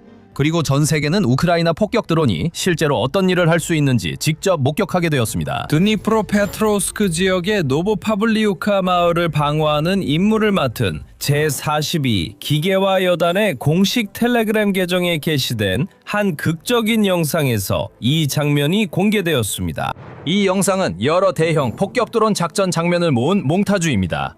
각 장면은 드론이 목표물 위를 맴돌며 완벽한 위치를 잡은 뒤 폭탄을 투하하는 순간을 포착한 것으로 그 뒤에는 죽음과 파괴만이 남습니다. 장면마다 우리는 이 기계들의 놀라운 살상력을 목격했습니다. 야간 및 열화상 카메라가 장착되어 있어 이 드론들은 수목지대, 덤불 또는 키 큰 풀에 숨어있는 적군 병사들도 손쉽게 찾아냅니다. 도망칠 곳도 숨을 곳도 없는 러시아군은 마치 도간에 든 쥐처럼 손쉽게 제거당합니다. 그들 주위로 폭탄, 로켓, 수류탄이 떨어져 폭발하면서 그들의 생명은 순식간에 끝나버립니다. 하지만 우크라이나는 가장 놀라운 점을 마지막에 남겼습니다. 대부분의 영상에서는 폭격 드론이 러시아 병사 한두 명을 추적해 제거하는 장면이 나오지만 몽타주의 마지막에는 드론이 차량 소규모 호송대에서 내리는 20-30명가량의 더 많은 병력 위를 맴도는 모습이 나옵니다. 살기 위해 도망치는 러시아 병사들은 은신처를 찾으며 뛰어다닙니다. 그러나 우크라이나 조종사는 망설이지 않습니다. 그는 순식간에 폭탄 2개를 연달아 투하해 단숨에 여러 명의 러시아 병사를 제거하고 영상은 그렇게 끝이 납니다. 제42여단은 영상에 이렇게 사막을 달았습니다. 야간 폭격 드론 운용팀이 사냥에 나서 적 보병을 산산조각 냅니다. 그것이 바로 무슨 일이 있었는지 간단히 요약해줍니다.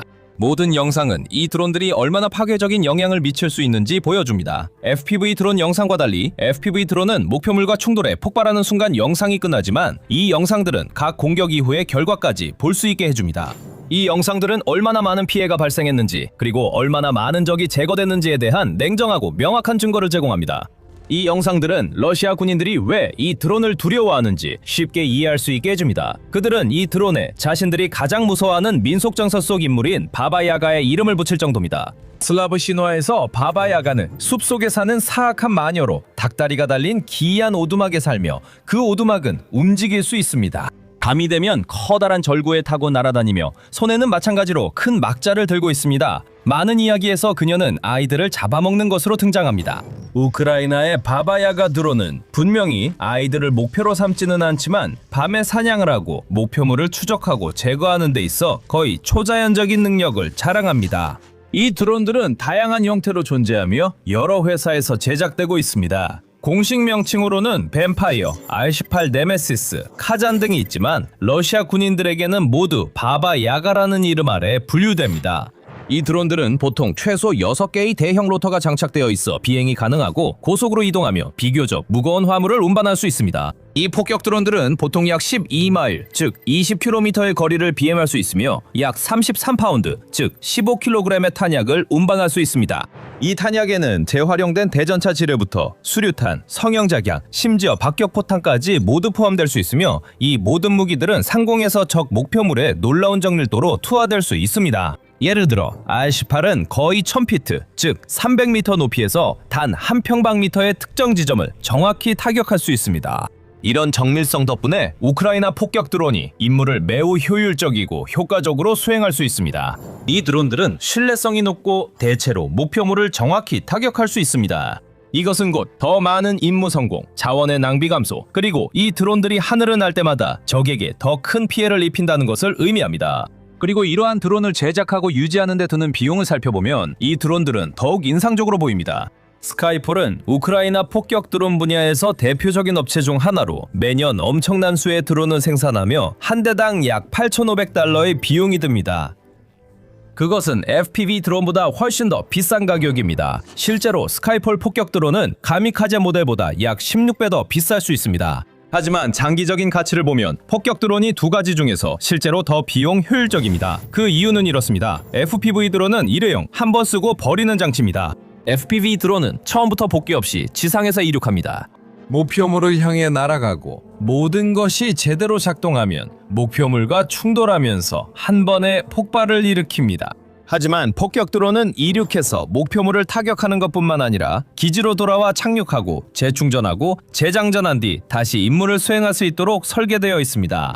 게다가 이 드론 한 대는 한 번에 최대 4개의 탄약을 탑재할 수 있습니다. 그래서 FPV 드론이 한 번에 수류탄 1개 분량의 피해만을 입히는 반면 폭격 드론은 한 번 출격에 4번의 폭발을 일으킬 수 있고 결국 적에게 격추되기 전까지 여러 번 임무를 수행할 수 있습니다. 물론 모든 폭격 드론이 그렇게 오래 살아남는 것은 아닙니다. 일부는 러시아군에게 발견되어 큰 피해를 입히기도 전에 격추당하기도 합니다. 하지만 많은 드론들은 격추되기 전에 최소한 모든 폭탄을 투하하는 데 성공합니다. 덕분에 이런 드론들은 FPV 드론보다 훨씬 더 비용 효율적입니다. 실제로 에러로스비드카라는 우크라이나의 또 다른 대형 폭격 드론 제조업체는 자사의 R18 옥타콥터가 우크라이나 전체 무기 중에서도 가장 뛰어난 비용 대비 효율 중 하나를 보여준다고 언급합니다. 우리는 R18 드론 생산에 1달러를 투자하면 적에게 1000달러 상당의 피해를 입힌다는 계산을 했습니다. 드론이 탱크 같은 장비를 타격하면 한 번 비행으로 본전을 뽑는 셈입니다. 파괴된 장비는 수백만 달러에 달하지만 우리가 쓰는 장비는 수십만 달러에 불과합니다. 그리고 그게 다가 아닙니다. 이런 종류의 드론의 또 다른 큰 장점은 공격 후에도 적의 상공에 머무르거나 배회할 수 있다는 점입니다.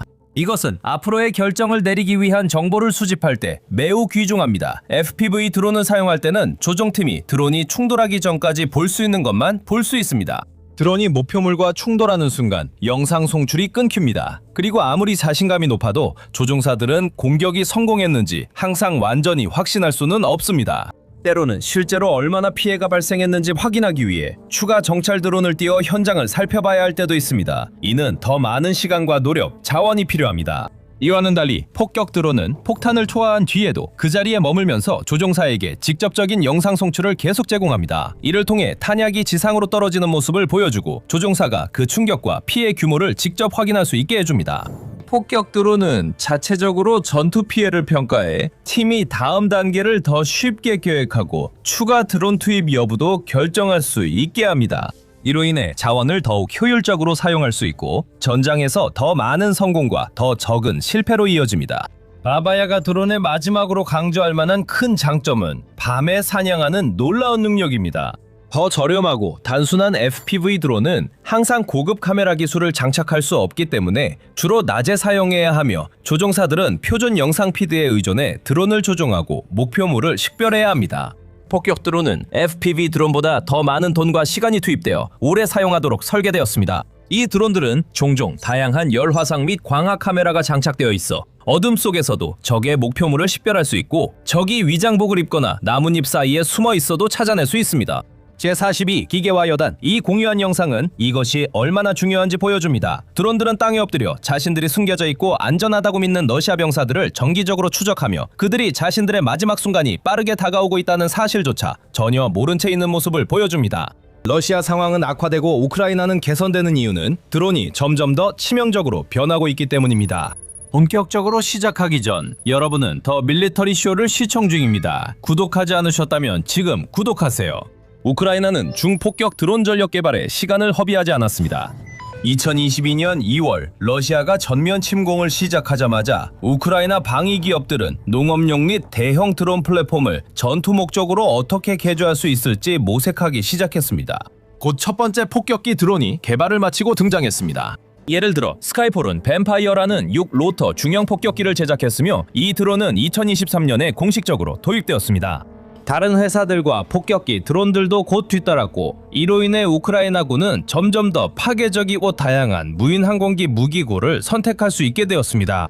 그 드론들은 곧바로 도네츠크와 하르키우 같은 곳에서 첫 임무를 수행하기 시작했습니다. 밤의 어둠을 틈타 그들은 하늘로 떠올랐고 야간 및 열화상 카메라를 이용해 적군 병사들을 찾아내 잔인할 정도로 효율적으로 제거했습니다. 차갑고 계산적인 살인자들인 이 무적의 포식자들은 곧 러시아군 사이에서 무서운 명성을 얻게 되었고 이제 러시아군은 적의 FPV 드론이 벙커와 차량을 향해 돌진하는 것만 걱정하던 처지가 아니게 되었습니다. 하지만 그들은 머리 위로 폭탄을 쏟아볼 수 있는 윙윙거리는 괴물이라는 새로운 그리고 훨씬 더 무서운 위협에도 직면하게 되었습니다. 시간이 흐르고 기술이 발전하면서 우크라이나도 낮 시간에 폭격 드론을 사용하기 시작했고 일부 러시아군은 최대 30대의 바바야가 드론, 이 하늘을 순찰하며 주변에서 적의 흔적을 찾고 있다고 보고했습니다. 이 드론들 각각은 단 몇 초 만에 전체 돌격팀을 제거할 수 있을 만큼의 화력을 갖추고 있습니다. 이제 밤낮을 가리지 않고 수많은 전선 지역 곳곳에서 이 드론들은 공중에 떠서 사냥하며 적의 움직임이 포착되기만을 기다리고 있습니다. 이 드론들의 존재는 러시아군의 마음에 두려움을 심어줄 뿐만 아니라 우크라이나 진지를 공격하려는 그들의 미약한 시도가 성공할 가능성도 더욱 낮아지게 만듭니다. 실제로 러시아가 수천 명의 병력을 우크라이나 방어선에 무작정 투입해 일부가 결국 돌파하기를 바라는 고기 분쇄기 전략은 그 어느 때보다도 더 낭비적으로 변하고 있으며 그 원인 중 일부는 폭격 드론 덕분입니다. 게다가 크렘린은 이 무서운 새로운 위협에 대응할 방법이 거의 없습니다. 왜냐하면 러시아가 어떤 해결책을 내놓더라도 우크라이나는 항상 그것을 무력화할 방법을 찾아내기 때문입니다. 예를 들어 초기 단계에서는 우크라이나가 이런 드론을 대량으로 생산할 자원이나 예산이 충분하지 않았기 때문에 러시아군은 적진 후방에서 더 안전하고 경계가 덜한 경로를 찾을 수 있었습니다. 이제 우크라이나의 한 기업인 스카이폴은 연간 10만 대의 폭격 드론을 생산할 수 있습니다. 다른 회사들도 자체적으로 수만 대의 드론을 생산하고 있어 우크라이나는 러시아군을 상대로 지속적이고 안정적인 폭발 화력을 공급받을 수 있습니다.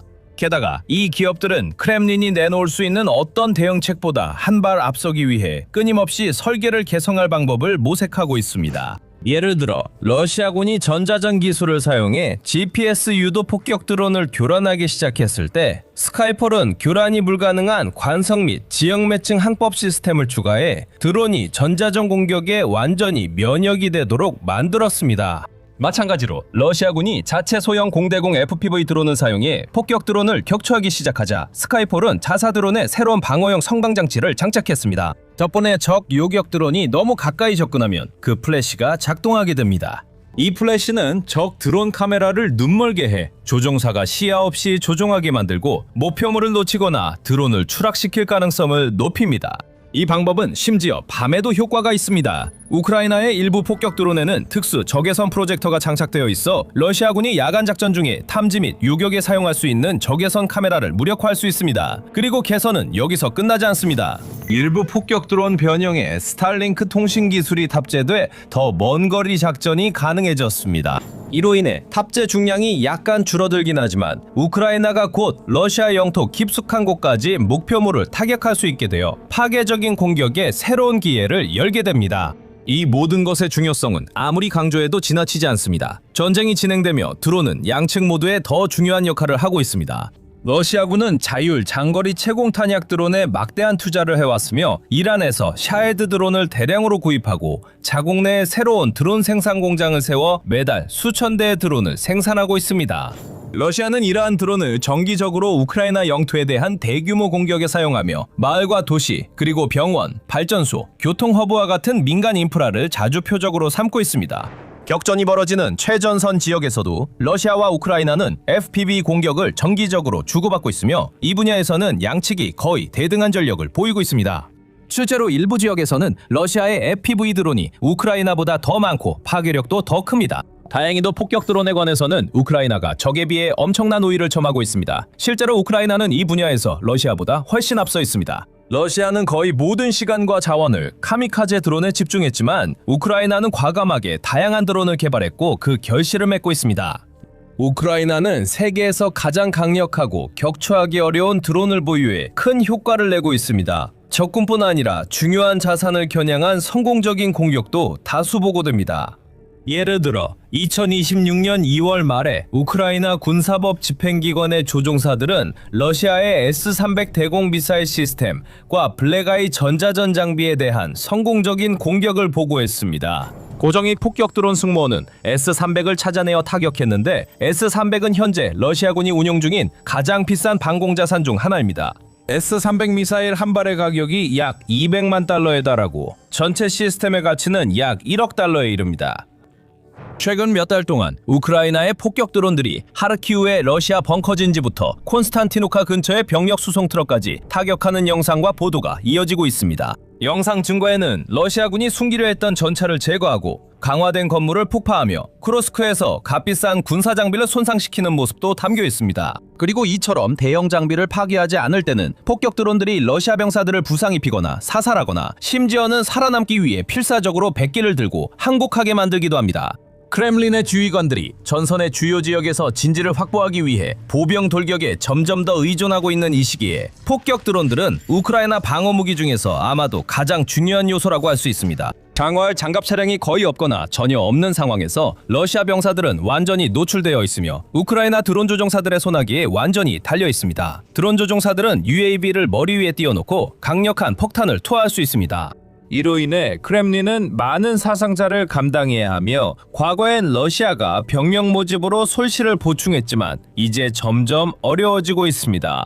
최근 자료에 따르면 러시아는 이제 모집 가능한 병력보다 더 많은 병사를 잃고 있습니다. 우크라이나의 총사령관인 올렉산드르 시르스키 장군은 크렘린이 2025년에 모집한 병력보다 약 12,000명 더 많은 병사를 잃었다고 보고했으며 앞으로 손실은 더 심해질 것이라고 밝혔습니다. 키우군은 영토를 방어하면서 하루에 최소 1,000명의 러시아군 사상자를 꾸준히 입히고 있습니다. 이것은 한 달 평균 약 3만 명에 달하며 우크라이나는 이를 더 높이기 위해 한 달에 약 5만 명의 러시아군 사상자를 목표로 삼고 있습니다. 만약 우크라이나가 그 목표에 근접할 수만 있다면 러시아는 매우 위험한 상황에 처하게 될 것입니다. 블라디미르 푸틴의 자살적인 특별 군사작전에 지원하려는 건강한 러시아인들이 점점 줄어들면서 크렘린은 시간이 지날수록 군대가 점점 더 줄어들고 약해지는 것을 보게 될 것입니다. 이는 전선에 투입되는 병력이 줄어들고 소규모 부대가 형성되며 공격의 영향력이 약해지고 우크라이나의 폭격 드론 부대가 고전하는 러시아 병사들을 더 쉽게 제거할 수 있다는 것을 의미합니다. 장기적으로 볼 때 이러한 드론들은 우크라이나가 영토를 방어하는 데만 도움이 되는 것이 아니라 잃어버린 영토를 되찾는 데에도 도움이 될 것입니다. 우리는 이미 크림반도에서 그 징후를 목격하고 있습니다. 우크라이나군이 10년 넘게 러시아의 지배를 받아온 이 지역에 완전한 해방을 향한 첫 번째 큰 발걸음을 내딛고 있습니다. 러시아는 스타링크 사용이 차단됐고 이제 우크라이나가 전장에서 우위를 점하게 되었습니다. 우크라이나는 그 우위를 활용하고 있습니다. 반격이 시작되고 우크라이나가 영토를 되찾고 있지만 이것이 우크라이나의 진짜 전략은 아닙니다. 지금 우리가 보고 있는 것은 우크라이나의 전술 변화입니다. 71만 5천 명의 러시아인들이 이 나라에서 저지른 일에 대한 대가를 치르게 됩니다. 단순히 영토를 되찾는 것만이 아닙니다. 이것은 방어를 강화해서 러시아가 우크라이나를 무너뜨리려다 수만 명의 병사를 더 잃게 만드는 것입니다. 현재 우크라이나는 여러 지역에서 러시아군에 맞서 반격을 하고 있습니다. 여기에는 자포리자와 드니프로 페트로우스크와 같은 인접주들이 포함됩니다. 두 지역 모두 우크라이나 남동부에 있습니다. 전문가가 아닌 사람이 보기에는 이는 우크라이나가 2025년 러시아의 이득을 일부 되돌리고 더 큰 반격을 준비해 남동부로 더 깊이 진격하려는 시도로 보일 수 있습니다. 러시아 방어선을 돌파하면 전쟁 내내 러시아가 불법 점령한 우크라이나 넓은 지역을 해방시킬 수 있습니다. 결국 러시아는 스타링크에 대한 접근 권한을 잃었습니다. 지금이야말로 우크라이나가 반격하기에 완벽한 시기입니다. 그리고 실제로 우크라이나가 그렇게 하고 있습니다. 다만 여러분이 예상하는 이유 때문은 아닙니다. 우크라이나의 진짜 목표는 잠시 후 설명하겠습니다. 먼저 1월 말로 돌아가 전장을 바꾼 러시아 공격을 이야기하겠습니다. 1월 27일 가디언은 러시아의 공격 드론이 우크라이나 북동부의 여객 열차를 타격했다고 보도했습니다. 이것은 군사 목표에 대한 공격이 아니었고 하르키우 지역에서 5명이 사망한 테러 공격이었습니다. 어느 나라에서든 민간인 열차에 대한 드론 공격은 순수한 테러 행위로 간주됩니다. 여기에는 군사적 목적이 전혀 없으며 우크라이나 대통령 보로디미르 젤렌스키는 공격 이후 정당하게 분노했습니다. 세계는 러시아의 최근 만행에 주목했고 특히 한 남자가 마침내 행동에 나설 때가 되었다고 결심했습니다. 러시아가 우크라이나 민간인 공격 후 일론 머스크는 러시아군이 기차 공격에 스타링크를 썼을 가능성에 따라 스페이스X의 러시아의 스타링크 위성망 접근 차단을 지시했습니다. 우크라이나 스타링크 터미널이 화이트리스트에 추가돼 정상 사용이 가능해진 것 같습니다. 반면 러시아의 터미널은 블랙리스트에 올랐거나 러시아가 사용을 시도할 때 불법 터미널로 표시되고 있습니다. 이 한 번의 조치로 러시아 진영에 혼란이 일어났습니다. 데이비드 햄블링이 2월 6일 포브스에 기고한 글에서 설명했듯이 러시아군에 미친 영향은 치명적이었으며 일부 부대는 인터넷 통신의 90%가 끊겼다고 보고했습니다. 러시아군이 아군과 적군을 구분 못해 아군 5인 사격이 계속 발생하고 있다고 전해졌습니다. 러시아군이 한때 의존했던 스타링크 단말기가 쓸모없게 되면서 우크라이나의 많은 지역에서 러시아군의 지휘 및 통제가 마비되었습니다. 러시아 군인들은 서로 총을 쏘고 우크라이나 황야에서 길을 잃으며 전선 곳곳에서 무너지고 있습니다. 스타링크 차단이 우크라이나의 현재 행동에 기반이 되었습니다. 2월 11일 유나이티드 24 미디어에 따르면 스타링크 차단으로 러시아군이 우크라이나 반격에 더 취약해졌습니다. 러시아가 도입하려는 대안은 준비가 부족하고 스타링크 손실을 극복하는 데 효과적이지 않습니다. 심지어 러시아 군사 블로거들조차 스타링크 접근 권한을 잃으면서 통신과 전장 관리가 거의 불가능해져 러시아 전선의 입지가 약화되었다고 주장하고 있습니다. 우크라이나는 이 상황을 이용해 러시아의 취약한 진지로 진격 중입니다. 데이비드 엑스는 2월 11일 유로마이단 프레스 기사에서 이를 보도했습니다. 우크라이나는 데이비드 엑스가 강력한 돌격부대라 부른 병력을 집결시켰습니다. 이 병사들은 미국산 전차와 보병 전투 차량을 포함한 기계와 장비의 지원을 받고 있으며 우크라이나는 이를 스웨덴산 장갑차와 함께 운용하고 있습니다. 이 장갑차 지원으로 우크라이나 돌격부대가 남동부 점령지 일부를 빠르게 돌파하고 있습니다. 특히 우크라이나 돌격부대는 드니프로 페트로우스크와 자포리자 지역에 존재하는 무주지에 집중하고 있습니다. 그들의 목표는 이 지역에 침투한 소수의 러시아군을 제거하여 전쟁 중 회색지대로 변했던 곳을 우크라이나가 완전히 통제하는 영토로 바꾸는 것입니다. 곧 이 목표들에 대해 더 자세히 다룰 예정이니 계속 지켜봐주세요. 이미 지난 일주일간 우크라이나가 자포리자에서 큰 성과를 거뒀습니다. 2월 11일 우크라이나의 새로운 목소리는 우크라이나군이 자포리자주 코지프세바 마을에서 러시아 침투자를 소탕했다고 보도했습니다. 해당 매체는 군인들이 수색 타격 작전에 성공해 현재 그 거주지가 우크라이나 통제하에 있다고 전했습니다. 이는 여러 날에 걸친 작전의 마무리로 우크라이나가 자포리자 지역에서 테르노바르타와 프리도로즈냐 등 여러 마을을 탈환하는 성과를 거두겠습니다. 이 마을들은 2월 8, 11일 해방되었으며 스타링크 상실이 러시아군의 큰 타격이었음을 보여줍니다. 지휘소와 소통할 방법이 없는 러시아 병사들은 이미 우크라이나가 드론으로 만든 살상구역에 투입되고 있으며 이제는 길을 잃고 고립된 상태입니다. 그들은 갈 곳도 없고 진공군이 올지 알 방법도 없습니다. 이 상황에 명백히 당황한 침입자들은 숨어서 우크라이나가 자신들을 찾기 전에 동료들이 오기만을 바랄 수밖에 없습니다. 우크라이나는 스타링크 공백을 기회로 삼아 남동쪽의 일부 영토를 되찾았고 그 과정에서 여러 가지 즉각적인 목표를 달성하고 있습니다. 이 목표들 중 첫 번째는 이미 언급했듯이 2025년부터 수많은 문제를 일으켜온 침입자들을 남동부 지역에서 몰아내는 것입니다. 러시아는 수천 대의 전차와 장갑차를 우크라이나에 이른 뒤 몇 달간 전술을 조정하려 했습니다. 전쟁 초기 몇 년 동안 목격된 대규모 기계화 돌격은 대부분 침투 전략으로 대체되었습니다. 일부 경우에는 러시아 군인들이 우크라이나 영토로 몰래 들어가 우크라이나 민간인으로 위장하기도 했습니다. 이 전술은 페르피디 배신 행위라고 불리며 국제 인도법상 범죄입니다. 이 전술은 군인들이 매복 공격을 가능하게 하고 전투원과 비전투원을 혼란시켜 민간인들이 표적이 될 위험을 높여 비극을 초래할 수 있습니다. 이것만으로도 우크라이나가 침투자를 제거하려는 이유는 충분하며 러시아가 이 전략으로 어느 정도 성공한 점도 이를 뒷받침합니다. 적어도 러시아가 병사들을 우크라이나 영토로 몰래 침투시킨 다음 그 영토가 완전히 점령되었다고 거짓 주장하는 측면에서는 어느 정도 성공을 거두었습니다. 우크라이나는 스타링크 중단으로 러시아군 약화 틈을 이용해 침투자 문제를 해결하려는 분명한 동기가 있으며 실제로 그렇게 행동해왔습니다. 하지만 이 목표의 달성은 점령지로의 추가 진격이 아닌 다른 무언가를 위한 준비 단계입니다. AC의 보도에 따르면 러시아의 제127 기계화 소총사단, 이 이끄는 러시아군은 바람이 불기 전까지 드니프로 페트로스크 자포리자 축을 따라 느리지만 꾸준히 전진하고 있었습니다. 이 진격의 일환으로 러시아는 12월 말 우크라이나군을 후퇴시키고 우크라이나의 물류 거점인 훌리아폴라시까지 점령하는 데 성공했습니다. 현재 러시아가 훌리아폴라 북쪽에서 도네츠크주의 포크로스크시까지 약 30km, 즉 18.6마일에 걸쳐 진지를 확보하고 있으며 러시아군은 침투 전술을 사용하고 있습니다. 현재 우크라이나 남동부 히츠루강을 따라 그레이존, 즉 무인지대가 형성되어 있으며 러시아는 침투조를 이 지역에 투입하고 있습니다. 이 침투조들은 제한된 보급품만으로 우크라이나 드론을 피해 빠르게 이동했고 그레이존에서 스타링크 단말기로 경로를 찾았습니다. 이로 인해 우크라이나 방어선이 넓게 퍼져 큰 혼란이 생겼습니다. 이제 그 침투조들에게서 스타링크가 사라졌습니다. 그들은 그레이존에 고립되어 있고 우크라이나 공격부대에 의해 한 명씩 쓰러지고 있습니다. 최소 한 대의 호주가 기증한 에미레일 에이브럼스 전차와 한 대의 스웨덴산 PBV-302 장갑차를 잃는 대가로 공격부대는 러시아 침투조를 하이추르강 건너편을 포함한 5개의 거주지에서 신속하게 몰아냈다고 X는 지적합니다. 다시 말해 그레이존은 더 이상 회색지대가 아닙니다. 이제 그곳은 우크라이나의 땅입니다. 이것이 러시아가 우크라이나에 투입한 71만 5천 명 병력을 소모하게 할 새로운 전략으로 이어질 것입니다. 곧 그 전략의 내용을 살펴보겠습니다. 여기는 더 밀리터리 쇼입니다. 단순한 헤드라인이 아닌 전체 그림을 전합니다. 오늘 구독하고 항상 앞서가세요.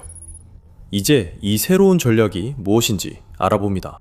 더 많은 영토 확보보다 우크라이나 남동부 안정화가 중요합니다. 우크라이나 남동부는 러시아 침공 당시 방어시설이 약했고 이후에도 크게 개선되지 않았다는 점이 큰 문제입니다. 2024년 5월로 돌아가면 우리는 아브디우카 함락 후 포프로브스크 지역에서 약한 방어시설의 영향을 목격했습니다. AP 뉴스에 따르면 우크라이나 군인들은 도시 후방 방어선 부족을 한탄했으며 이는 러시아가 아브디우카 점령 후 포프로브스크시를 신속히 공격할 수 있었던 주요 이유로 보입니다. AP 뉴스와 인터뷰한 부대 지휘관 바티아르는 이 문제를 간결하게 설명했습니다. 우리가 후퇴할 때 미리 준비된 진지로 물러날 수 있도록 방어시설 건설 속도를 높여야 합니다. 라고 바티아르는 말하며 이 방어시설들은 아직 충분하지 않습니다. 라고 했습니다. 상황이 매우 심각해. 키예프 말라야 아카데미 공립대학교 정치학 교수 타라스 쿠지오는 2025년 4월 우크라이나 신문 뉴 보이스 오브 유크레인에 우크라이나 남동부 상실 책임에 관한 기고문을 썼습니다. 쿠지오는 우크라이나 남동부의 함락에 대한 책임의 일부를 우크라이나 자체에 돌렸으며 젤렌스키가 SBU에 러시아 요원들이 침투하는 것을 무시하고 정보 작전 경험이 전혀 없는 이반 바하노프를 SBU 수장으로 임명한 것이 문제였다고 썼습니다. 특히 2019년 블라디미르 푸틴과 러시아 제국주의에 순진하게 대응한 점도 지적했습니다. 쿠지오에 따르면 젤렌스키는 헤르선 크림선에 방어선을 충분히 준비하지 않고 지뢰밭 설치 등도 지시하지 않아 실패했다고 주장했습니다. 다시 말해 우크라이나는 2014년 크림반도와 돈바스 지역 일부의 합병 이후 푸틴이 사실상 예고한 사태에 충분히 대비하지 못했다는 것입니다. 안타깝게도 우크라이나는 남부와 남동부에서 상당한 영토를 잃은 대가를 치르게 되었습니다. 이제 남동부에서 우크라이나가 러시아를 상대로 벌이고 있는 반격의 진짜 목표로 다시 돌아가 보겠습니다. 이 작전의 목적은 많은 영토를 되찾는 것이 아닙니다. 솔직히 우크라이나는 침공 초기에 푸틴군이 거둔 광범위한 성과를 되돌릴 병력이 없습니다. 우크라이나는 자포리자와 드니프로페트로스크 회색지대에서 러시아 침입자를 몰아낼 병력을 보유하고 있습니다. 바로 그것이 우크라이나가 하고 있는 일이며, 그렇게 하는 이유는 그 회색지대를 우크라이나의 요새화된 영토로 바꿔서 러시아가 다시 진격하려면 셀 수 없이 많은 병력을 투입해야만 하도록 만들기 위해서입니다. 이것은 우크라이나의 훌륭한 전략입니다. 우크라이나의 전략은 대규모 진격을 시도하며 병사들을 위험에 빠뜨리기보다는 방어를 통해 상대를 소모시키는 것입니다. 프랑스 군사분석가 클레망 몰랑은 우크라이나 남동부에서 자신이 목격한 상황을 설명했습니다.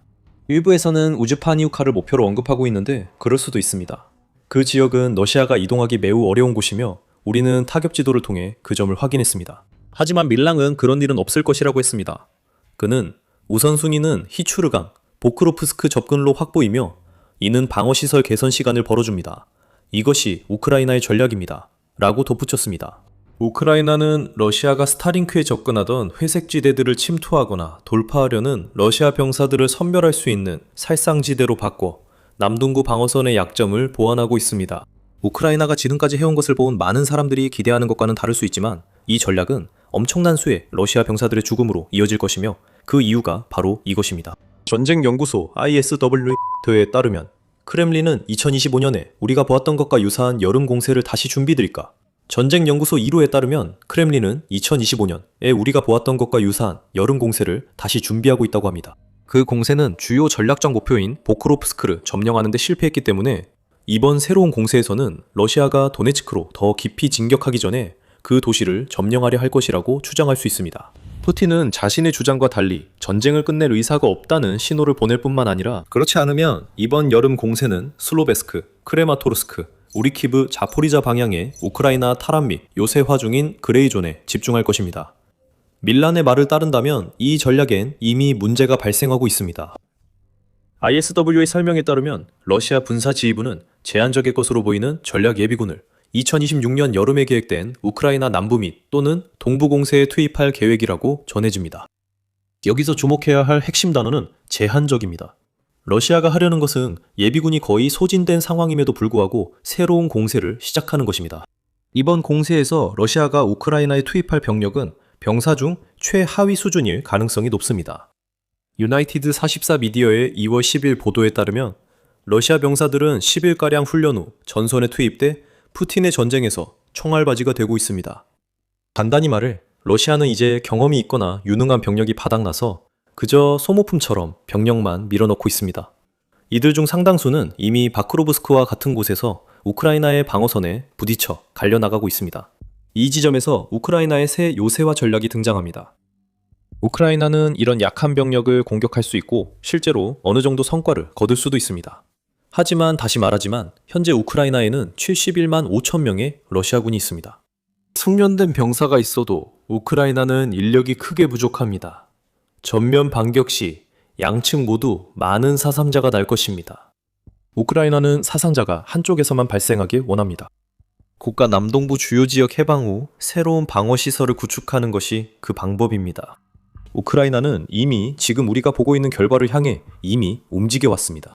1월 29일자 디펜스 포스트 기사에 따르면 우크라이나 개발업자 협회는 이미 동부전선에 약 2km, 즉 약 1.2마일에 달하는 방어 인프라를 구축했습니다. 이 인프라는 12개의 지하 거점을 연락로로 연결하며 모두 우크라이나의 방어력을 강화하는 것을 목표로 하고 있습니다. 우크라이나가 통제하는 회색지대에도 비슷한 것이 건설될진 알 수 없지만 참호가 파이고 용치 장애물이 설치되고 지뢰가 매설되고 철조망이 곳곳에 깔리며 물론 이 지역을 죽음의 지대로 만들 FPV 드론이 등장하는 것은 거의 확실합니다. 이것들은 새롭게 강화된 요새입니다. 2025년은 우크라이나가 이런 방어시설로 러시아에 큰 피해를 줄 수 있음을 보여주었습니다. 애틀랜틱 카운슬은 이에 대해 언급하며 2025년에 우리가 보기 시작한 우크라이나의 방어 전략에 꽤 중요한 변화가 있었다고 말합니다. 우크라이나는 소규모 요새화 거점을 구축하여 러시아 병사들을 미리 지정된 살상구역으로 유인하고 그곳에서 드론과 포병으로 공격하고 있습니다. 우크라이나는 러시아군의 병목 지점을 만들어 러시아 측 사상자를 극대화하고 소모전에서 방어 측의 이점을 최대한 활용하려 합니다. 우크라이나가 자포리자와 드니프로페트로우스크에서 이런 전략을 펼칠 것으로 보이며 이 방식의 효과도 잘 알고 있습니다. 2025년은 러시아 군인에게 끔찍한 해였습니다. 올해 푸틴의 전략은 우크라이나 방어선을 무너뜨리려 병사들을 계속 투입하는 것이었습니다. 우리는 보크로프스크에서 상황 전개를 지켜봤습니다. 푸틴의 계획보다 러시아의 점령이 반년 넘게 지연됐습니다.